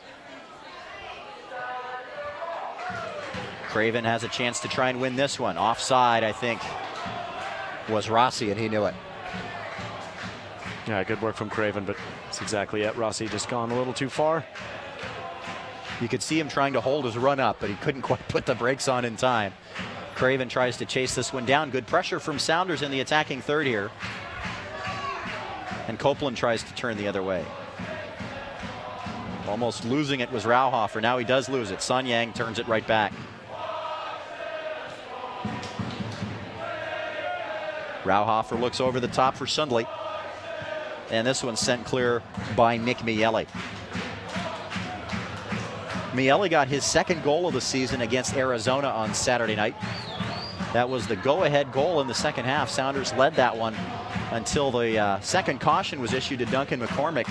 And within 4 minutes, Sounders 2 had conceded twice. And that was 2-1 the final margin. Substitution now. Craven is going to depart. And Mansarai is going to come on. So Andy Craven's night is done after a marvelous assist to set Rossi up in the 58th. We'll get Victor Mansaray some time out on the field. Seattle up 1-0 at the moment. It's always difficult to see 5 goals and 4 assists leave and go sit on the bench, but it's a good opportunity for Victor Mansaray, as Craven has always a big contributor when he's out on the field, Andy Craven. S2 will travel to Portland on Monday. It's not as quick a turnaround as the Monarchs have, but it is a second game in 4 or 5 days. So Ezra Hendrickson choosing to conserve the legs of his big target forward. As up in the air goes this one. Copeland wins it. All the way back to Long. Aaron Long playing in the center back role tonight with Damian Lowe unavailable. He's with the Olympic qualifying side for Jamaica, the under-23s, trying to get into the Olympics.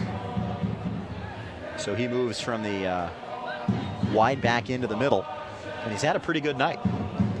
Well, he's done well, been composed, Aaron Long, and a couple of tough scraps in there, and it certainly is different. You're the last line of defense, as opposed to being in the midfield, where you don't have to be maybe as tight a marker as you do as a center back, but it's been solid. That cross a little beyond, and what a whistle. And this is a pass back. This is an indirect free kick just outside the goal area. They're saying it came off of an S2 player last. Well, I'll just have to see this again. It looked like. So this is going to be an indirect free kick just outside the goal area. Well, you don't see this very often, and Charlie Lyon must have just kind of forgot. This is very interesting because this happened in the U.S. Open Cup against the RSL first team. And that was a very important goal.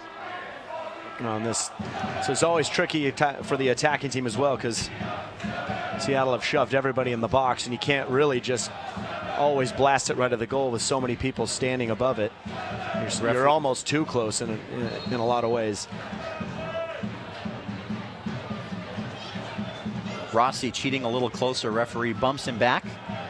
He has blown the whistle. Monarchs can play this one. It takes a touch and it takes a deflection off of Lim, and it's still loose in the area. Another deflection. Sent clear but took a touch again. Still in the penalty area for Monarchs. taken away by Ramos. Great work. And now trying to run onto this is Monserrat. He can't do it. But S2 survives a frantic goal mouth scramble. It's not the first scramble we've seen tonight. That was excellent work from Ramos to get the clearance. And Charlie Lyon was all over that, the first shot. Seattle holding strong. But again, you can just see how hard it is with so many people packed into that box. There's almost nowhere to play the ball. It's sometimes even better to play it backwards. Another fantastic effort from Charlie Lyon. And as you said, Mike Ramos with a fantastic job to take that ball away and keep it in to clear it. And not surrender the corner. Monarchs back on the ball again. Looking to build up. Aggressive pressure from S2 here in the last few minutes, but a little bit of space now. That took a touch, I think. Is it going to be given a corner? Nope, goal kick. It looked to me as though that deflected up into the air. Well, Rauhofer just got a little too much on it. Send it over the top. Here we're going to take a look at the ruled as a back pass. Oh, no question. No question of the back pass, and perhaps Charlie Lyon just thought that came off of Riley McGovern. I think that's exactly what happened. He was very surprised. But he the slid correct... right. He did, sorry, he didn't hesitate. Yeah, slid right in and grabbed it. And no question that was the correct call. Correct decision again. A nice job done by this officiating crew. Marco Vega, the man in the middle. They've done a very nice job so far tonight. 67th minute here at Starfire. Somehow, Sounders 2, a 1-0 lead after giving up 3 or 4 excellent chances in the first half as an opportunity here. This is Ramos. Cross back for Rossi, can't get a touch on it. Trying to turn with it as Garza has a shot, and this one goes up and off of Okwonu for a corner. Well, that's a good ball from Ramos to drop it back in behind. Again, the Monarch line. I think Nick Hamer was standing right at the top, though. I think he wanted that ball from Sam Garza, who elected to turn. Looks like Ramos has switched places with Garza again as Garza's back here on the near side on the left. And he'll take the corner. 6th of the match. It's low toward the near post. Sliding in with Sonia and can't get a foot to it.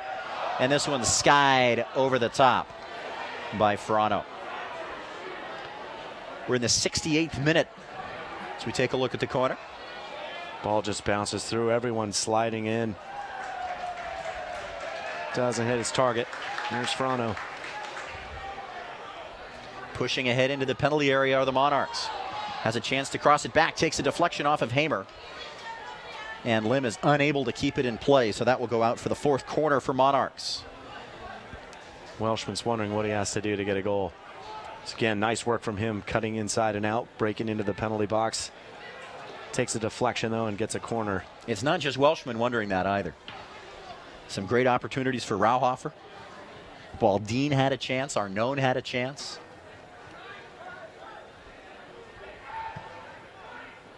Toward the penalty spot, headed clear. Miele wanted a foul. He thought he got pushed.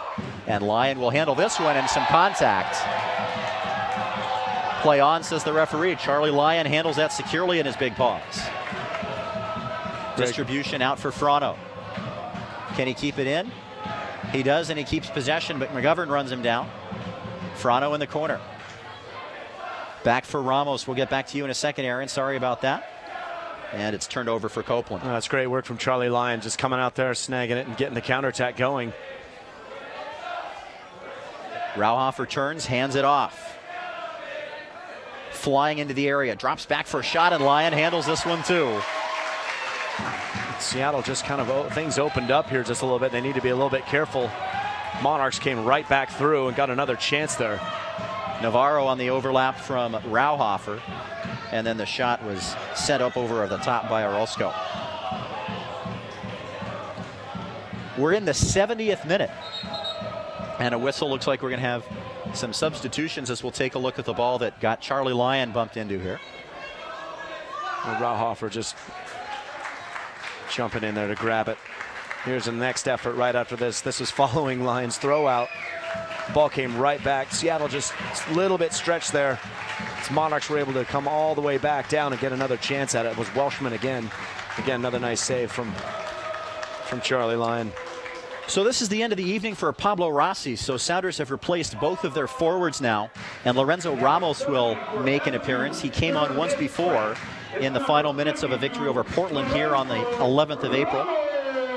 18-year-old Fife Washington, and a call up from the Sounders Academy. Yep, another great opportunity for a young player. And now it looks like we're also going to have the first change of the game for Real Monarchs.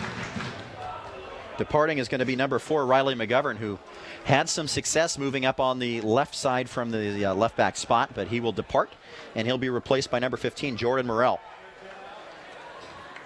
Morell, a London, England native, raised in Ontario in Canada, Markham, Ontario. Played with the Toronto FC Academy. And played at Syracuse University before being drafted by RSL. Headed back by Long for Charlie Lyon. Jordan Morell, 6 appearances, for Real Monarchs.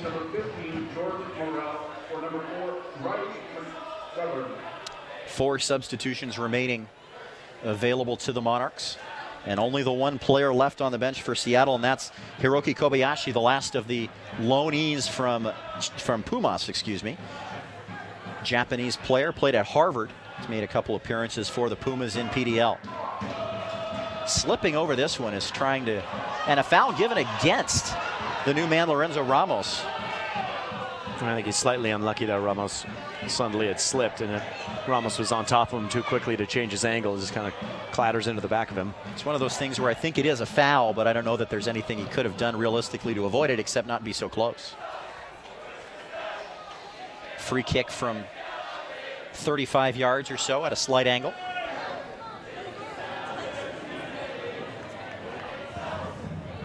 Seven red shirts taken over the top. Charlie Lyon, no problem. Easily handled this time for Lyon. It's a good test for the young players and the players from Kitsap out there on loan to keep this a clean sheet out there for Sounders too. Headed back by Ramos. And now it'll be sent back off the head of Orozco and handled by Fernandez. We were talking before the match to Andrew Opakowicz, the general manager of S2, and he was telling us that these Kitsap players, the loan is a season-long, flexible affair, so the two clubs can send the players back and forth essentially in an unlimited fashion. So it's an arrangement that lets them get the playing time with the Pumas when there's not space available here, but when the depth is a question for Sounders, they can come back. And these are all guys, all 3 of them, that were in the camp for Sounders, so certainly guys that they're familiar with. Absolutely, it makes a lot of sense for both sides, which is one of the big purposes of the whole league and the whole setup. Garza making a run. Ramos gives it to him, but offside was Mike Ramos. We're in the 74th minute here. Seattle leading 1-0 on the strength of the top netting goal from Pablo Rossi in the 58th minute. Off of the great run from Andy Craven. A marvelous goal all around for Seattle. It was created by a mistake at the back, as coming in with the chances and now a whistle. And Rauhofer will not get that opportunity, as I think that may have been handled off his upper arm. That's what the referee says. Taps his forearm or his upper arm there.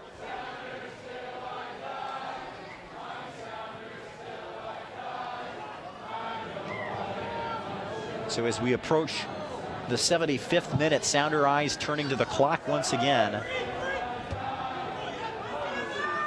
and hoping that they can hang on here and close this one out. Nathan Murphy, Aaron Heinzen. As we enter the 75th minute at Starfire Sports Stadium here in Tukwila. We're glad you're with us on a Thursday evening. It's cooled off considerably. It's probably down to 68, 70 degrees now from a game time high of about 85, and much more comfortable conditions out there for the players right now. Lim gets to that one, deflected off Copeland and stays in play. Okwanu keeps it. Arnaud in the middle. Has a runner on the far side, Baldine. Settles it, gets the cross. Aaron Long is there. And he'll send it looking for Mike Ramos. But it will go out for a Monarchs throw. 15 minutes plus stoppage left in this one. One sub remaining for Sounders too. What do they need to do to try and hang on to this one with the legs that they've got, Aaron? Well, it looks like they're just going to sit in a little bit. Let the Monarchs come at them and try and break away with Mansoure and Ramos up top. Foul committed by Chung Sil Lim. This is certainly what they want to avoid, no question. You always risk that, though, when you drop back a little bit. Bring yourself exposed to these kind of situations, dead ball situations. Just take a look at it here. Oh, yeah. Little reach in there from Lim, just wanted to rush it too much, and it suddenly goes down. Jordan Morrell, who just came on, stands over this one, and so does Tyler Arnone.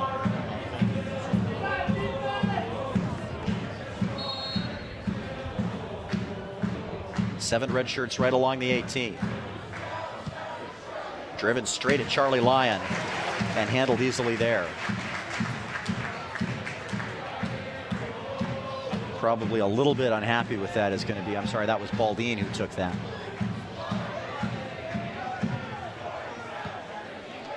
Into minute 77. Mike Ramos gets bumped from behind, and that's going to be a foul, and Mike Ramos hits the deck. Just edging him out while they were both in the air was Emilio Orozco. Yeah, I think it's just foul, or called for the foul. Not really playing the ball there. Yep. Using his back, bumping him off. It's good effort from Ramos. So a free kick, 5 or so yards above the top of the 18, a little angle to the right.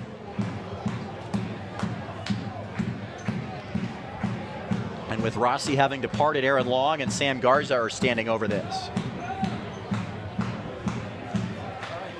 Sounders keeping a good number of players back compared to what they were doing earlier in the game. You only see 4 men in the penalty area and several guys behind the ball, like 5 guys behind the ball. Long takes it straight at the keeper, Fernandez. He tries to go quickly, and Nick Miele handles that. Hamer can try and keep possession, but he's unable to do it. But the touch by Rauhofer doesn't go anywhere he wanted it to. That one scoots past Mansarai. He can't keep it, and it's played by Okwonu. Between the legs of Hamer. And this time he takes it away. Hamer's made a real pest of himself in the midfield here in the second half. Nice tempo from this play. Sanyang looking out for Ramos. Just able to deflect it away was Orozco. It's good individual effort from Sanyang. Almost able to get it through. And sometimes in the case of Hamer, when that's just your role out there to work hard and win the ball back for players, when you want to get the ball at their feet, like Rossi, Garza. Rauhofer cuts it back. Watched there by Victor Mansarai. Over the top for Baldine. Sam Garza comes flying back and cuts him off. Into the middle for Sundley. Toward the penalty area, deflected away, and now Arnone will play it. 79th minute of play here at Starfire. 11 minutes and change left in this one. Plus stoppage, of course. Chested down by Arnone. Moving toward the left corner of the penalty area, in for Sundley. And cleared away nicely. That's Sanye. Over the top for Rauhofer. Tries to head it back for a runner, but nobody was running. And Garza clears it away. Well, this becomes a really important time where all the players out there for Seattle need to be as intelligent as possible and control the game, slow it down, try and take the Monarchs out of it. All 11 Seattle players in their own half here, all but 2 of them behind the ball. Cross coming in, looking for Welshman, and he gets a foot to it, but can't direct it on frame, and it goes out for a goal kick. That's a great ball in there from Morel. Welshman, another good run, but just can't get it on frame.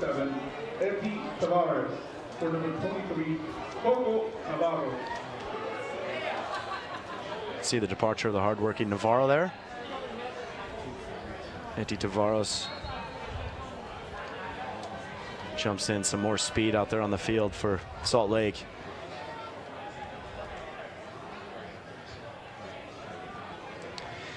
Fans, Nike is a proud partner of the United Soccer Leagues. Make sure and follow @NikeSoccer on Twitter for all the latest Nike soccer information.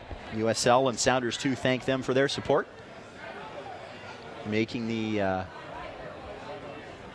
league more successful. This is a an absolutely wonderful thing that they've got going on here, and it's been a lot of fun for us to be a part of this inaugural season of Sounders 2, and it's been a lot of fun for these fans below us and for you guys watching. A wonderful thing all around, Aaron. Oh, no question. Always exciting to see some great games as well. You can just see the shot there by Nick Hamer. That's the kind of thing, very, very difficult, taking off his chest and tries the full volley when perhaps some of his teammates would have preferred he'd brought it down and kept it a little bit longer. Those are the kinds of things you learn as a young player.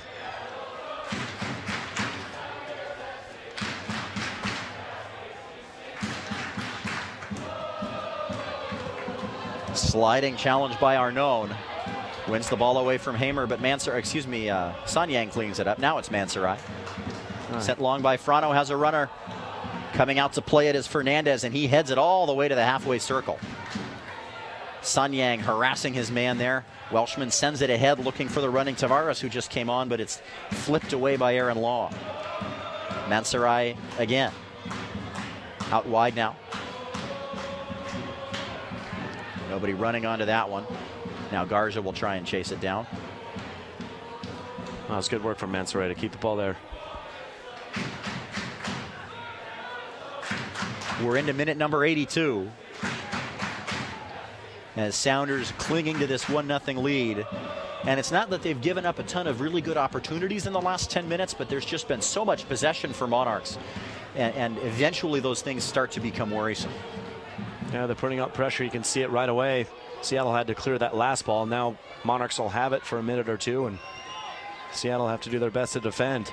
Taken away by Hamer with the help of Garza, and the whistle goes for a foul. As on the deck is Okwonu rather. Boyd Okwonu. Sam Garza took a huge swing at that. I'm not sure how much contact there was. Okwonu goes down. So we'll take a look at this. There's Okwonu. And there's no touch, no contact there that we can tell. I mean, there was a massive swing, but both players, I think, would be on the ground after something like that. So Sounders will use their last sub now. And Mike Ramos will give way to his Pumas teammate, Hiroki Kobayashi, as this one bounces in the penalty area, cleared away by Kobayashi, who just came into the match. Mansarai running with it. Kobayashi overlaps him, but Mansarai can't keep it. Taken away, going the other way is Baldin. Has a runner, Tavares. Into the penalty area, crosses it, has a man. Charlie Lyons on it again. And more frustration for Max Rauhofer. Again, that's Mansarai. Maybe just trying to do a little too much. Has the ball taken off him, and it's an opportunity again for Monarchs going the other way. Now Seattle a chance. It's dropped for Mansarai. And I think he thought Garza was going to make the penalty area run. That was a great ball through. Looked like he was picking out Kobayashi. Good work by Lorenzo Ramos to win that one in the first place. Okwonu steps ahead, moves it around. His man now Tavares. Into the middle, nobody there.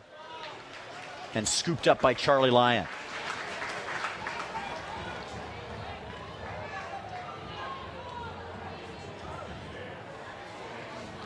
Minute number 84, almost complete. 6 1/4 minutes plus what's ever added by referee Marco Vega. Stand between Seattle and moving back into second place in the Western Conference. Real Monarchs looking for a goal, trying to draw their third in their last 4. Looking for Tavares, but headed clear by Nick Miele.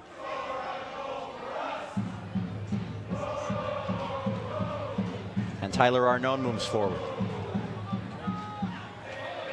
Hands it through. Rauhofer thought about the shot, instead tried to play the ball through for Alex Sundley. And it goes all the way through and out for a goal kick. That's a good idea by Rauhofer. Just a little bit behind Sundley. I think maybe he was looking for a slightly different run. In the last 5 or 6 minutes, Monarchs have had several really good build-ups right up until to the edge of the penalty area, and they haven't been able to move that last 18 yards and put something heavy on goal. One shot did go through to Lyon, but it was one he handled fairly easily. Yeah, so far, fortunately for Sounders too, been kind of the story of the night for the Monarchs. Frano sends that clear, little bit of a shoulder challenge there with his man, Baldin. And this goes out. Whose ball? Monarchs throw. 86th minute now. Nathan Murphy and Aaron Heinzen. Thoroughly enjoying this one. Hope you are as well. Thanks for spending your Thursday with us. Cross into the area, headed out, but not completely clear. Rauhofer hands it back. Into the middle, turning. Man through, but too far. Nice idea from Sundley, but it's just too far for Jordan Morel, and now a chance on the left for Garza. He had to slow down to pick it up, and now he has Mansarai. Having to hold his run there was the man who just came on, Hiroki Kobayashi. If he hadn't had to step back, I think he would have been through, but instead he had to make sure he stayed on side. Again, you could see just a little miscommunication between Mansarai and Kobayashi. Garza was just upset, though. Just giving the ball away again, another opportunity for Salt Lake to come right back. How much of a difference does it make at this level, Aaron, playing with guys for more than a couple minutes? It definitely makes a difference. Yeah, no question. You kind of learn everybody's. Stepping into the area. Centering attempt. Cleared away. Nice work by the captain as Tavares tried to cross that one and Sanyang bicycled it clear. Garza tries to win it, unable to do so.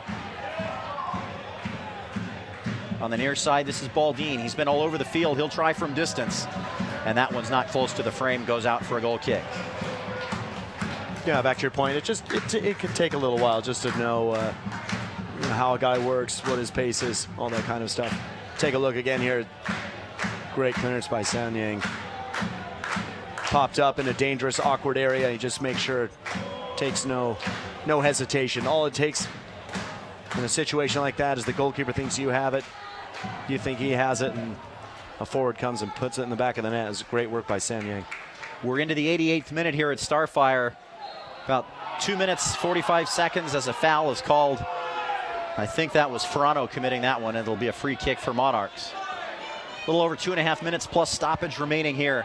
Sounders staked to a lead in the 58th minute after Pablo Rossi finally, on his third or fourth really great opportunity, put one home and turned a frustrating night into hopefully a really good one if Sounders can hang on for another 2.5 plus whatever is added by the referee Marco Vega.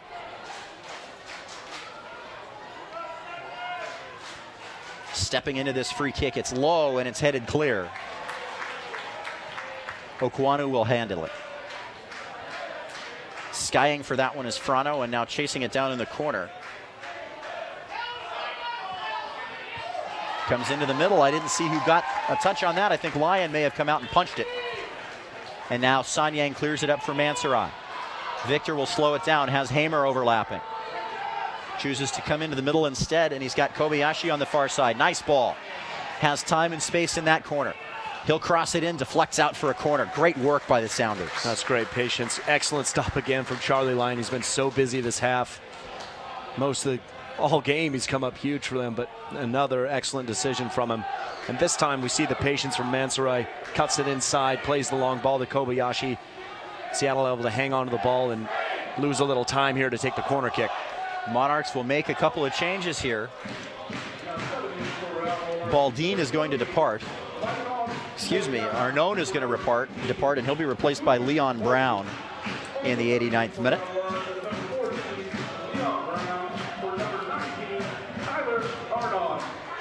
And there was, I think, a second change, and Maikon Orellana is in the game. I did not see who he replaced.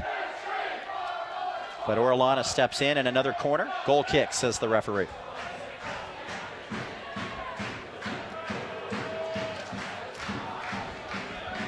Fans, once again, a big thank you to Bootstrapper Studios for producing today's broadcast as offside coming in on the run, or did that not leave the goal area? It didn't leave the penalty area, so we'll take the goal kick again. Thanks to Bootstrapper Studios for producing today's broadcast, live streaming of sports and events of all sizes. Visit them online at bootstrapperstudios.com. We really appreciate these guys for the great work they do to bring this high-quality stream to you. As stepping into the area with a chance is Welshman into the middle.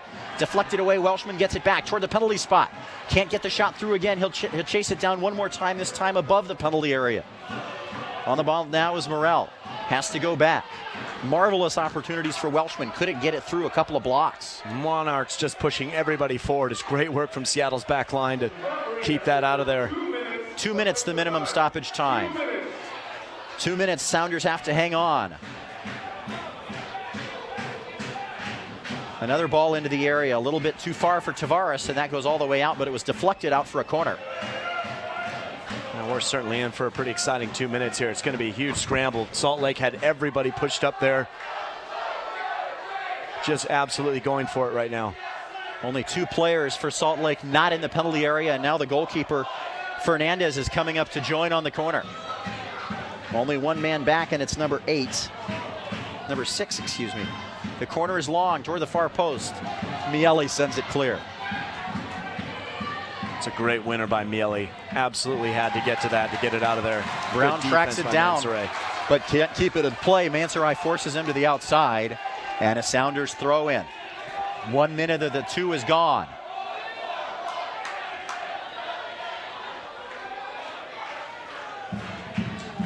Lim takes the throw in, headed into the air by Garza. Miscommunication from Monarchs, and Mansaray comes up with it but can't keep it. Welshman stepping ahead with a head of steam, taken away there. Good work once again at the back by Miele. Now another chance to cross. Step around toward the goal line, crosses it back, sent away by the captain Sanyang once again. 20 seconds left in the 2 additional. Sounders so close to this result they can taste it. One last chance for Monarchs. Try and get some pep on this throw. Into the penalty area. Everyone up in the air. Can't see who touched it. Lyon comes out and it's loose. And it goes out for a corner. Dangerous moment as Charlie Lyon came out and did not get the ball. But all he gives up is a corner. It's the 6th of the match for Salt Lake. No question, this is going to be the last opportunity of the game. Absolutely everybody in there. Even the last man, Sundley, coming into the penalty area now. Corner taken, it's a good one. Handled by Lyon. He throws it out. Nick Hamer has a chance, and that's the final whistle. They'll not get the opportunity, and they don't need it.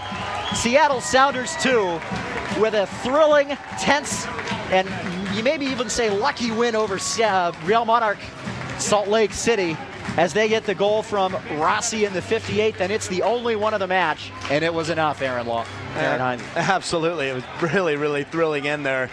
Maybe a little bit too tense for the Sounders 2 fans, but fantastic result for them to get back on the winning ways, and Pablo Rossi gets his goal he wish he'd have gotten the first half. You got to feel a little bit for the forwards and the attack for the Salt Lake Monarchs. It was absolutely just so many chances. I can't even keep track of how many they've had. Just all kinds of things from the first half to the very end there. Opportunities in the box, but the back line of Seattle stood strong. Very big time kudos to the young players and the kids at Puma, lone players that came in here, get this victory for the team tonight when they needed the effort. It was a fantastic result and a great environment. And I think both teams got to be coming away, well, the Lee Sounders too coming away pretty excited.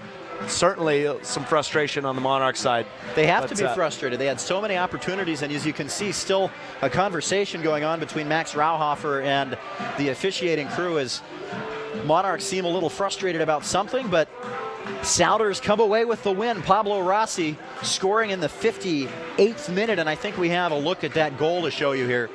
A frustrating first half for Rossi, but he gets redemption here in the second half. Well, sometimes, you know, that's part of the game. It just doesn't go for you. You look at his first touch there, he had to get it right. It's player sliding in beside him, and he does it. Excellent effort from goalkeeper Fernandez, but the bounce doesn't go his way. Rossi gets it back, and you can see the excitement on his face, and probably some relief, no question. Should have had the penalty kick. He knows it. He's very, very good at free kicks. He missed 2 of those, and to finally have one work out for him is excellent. And it's nice for Ezra Hendrickson to get a chance to rest both him and Andy Craven there midway through the second half. So a big result for Sounders 2. They get the victory, and they move into second place in the Western Conference on 26 points, just 1 behind the Colorado Springs Switchbacks. Up next for Sounders 2 at Portland on Monday, 6/29. and at Vancouver on the 4th of July, and then make sure and join us here against Arizona on Sunday the 12th of July. For everyone at Bootstrapper Studios and for my partner Aaron Hines, and I'm Nathan Murphy saying so long from Starfire Sports. Once again, the final score in thrilling fashion: Seattle Sounders FC 2-1 and Real Monarchs 0. Good night, everybody.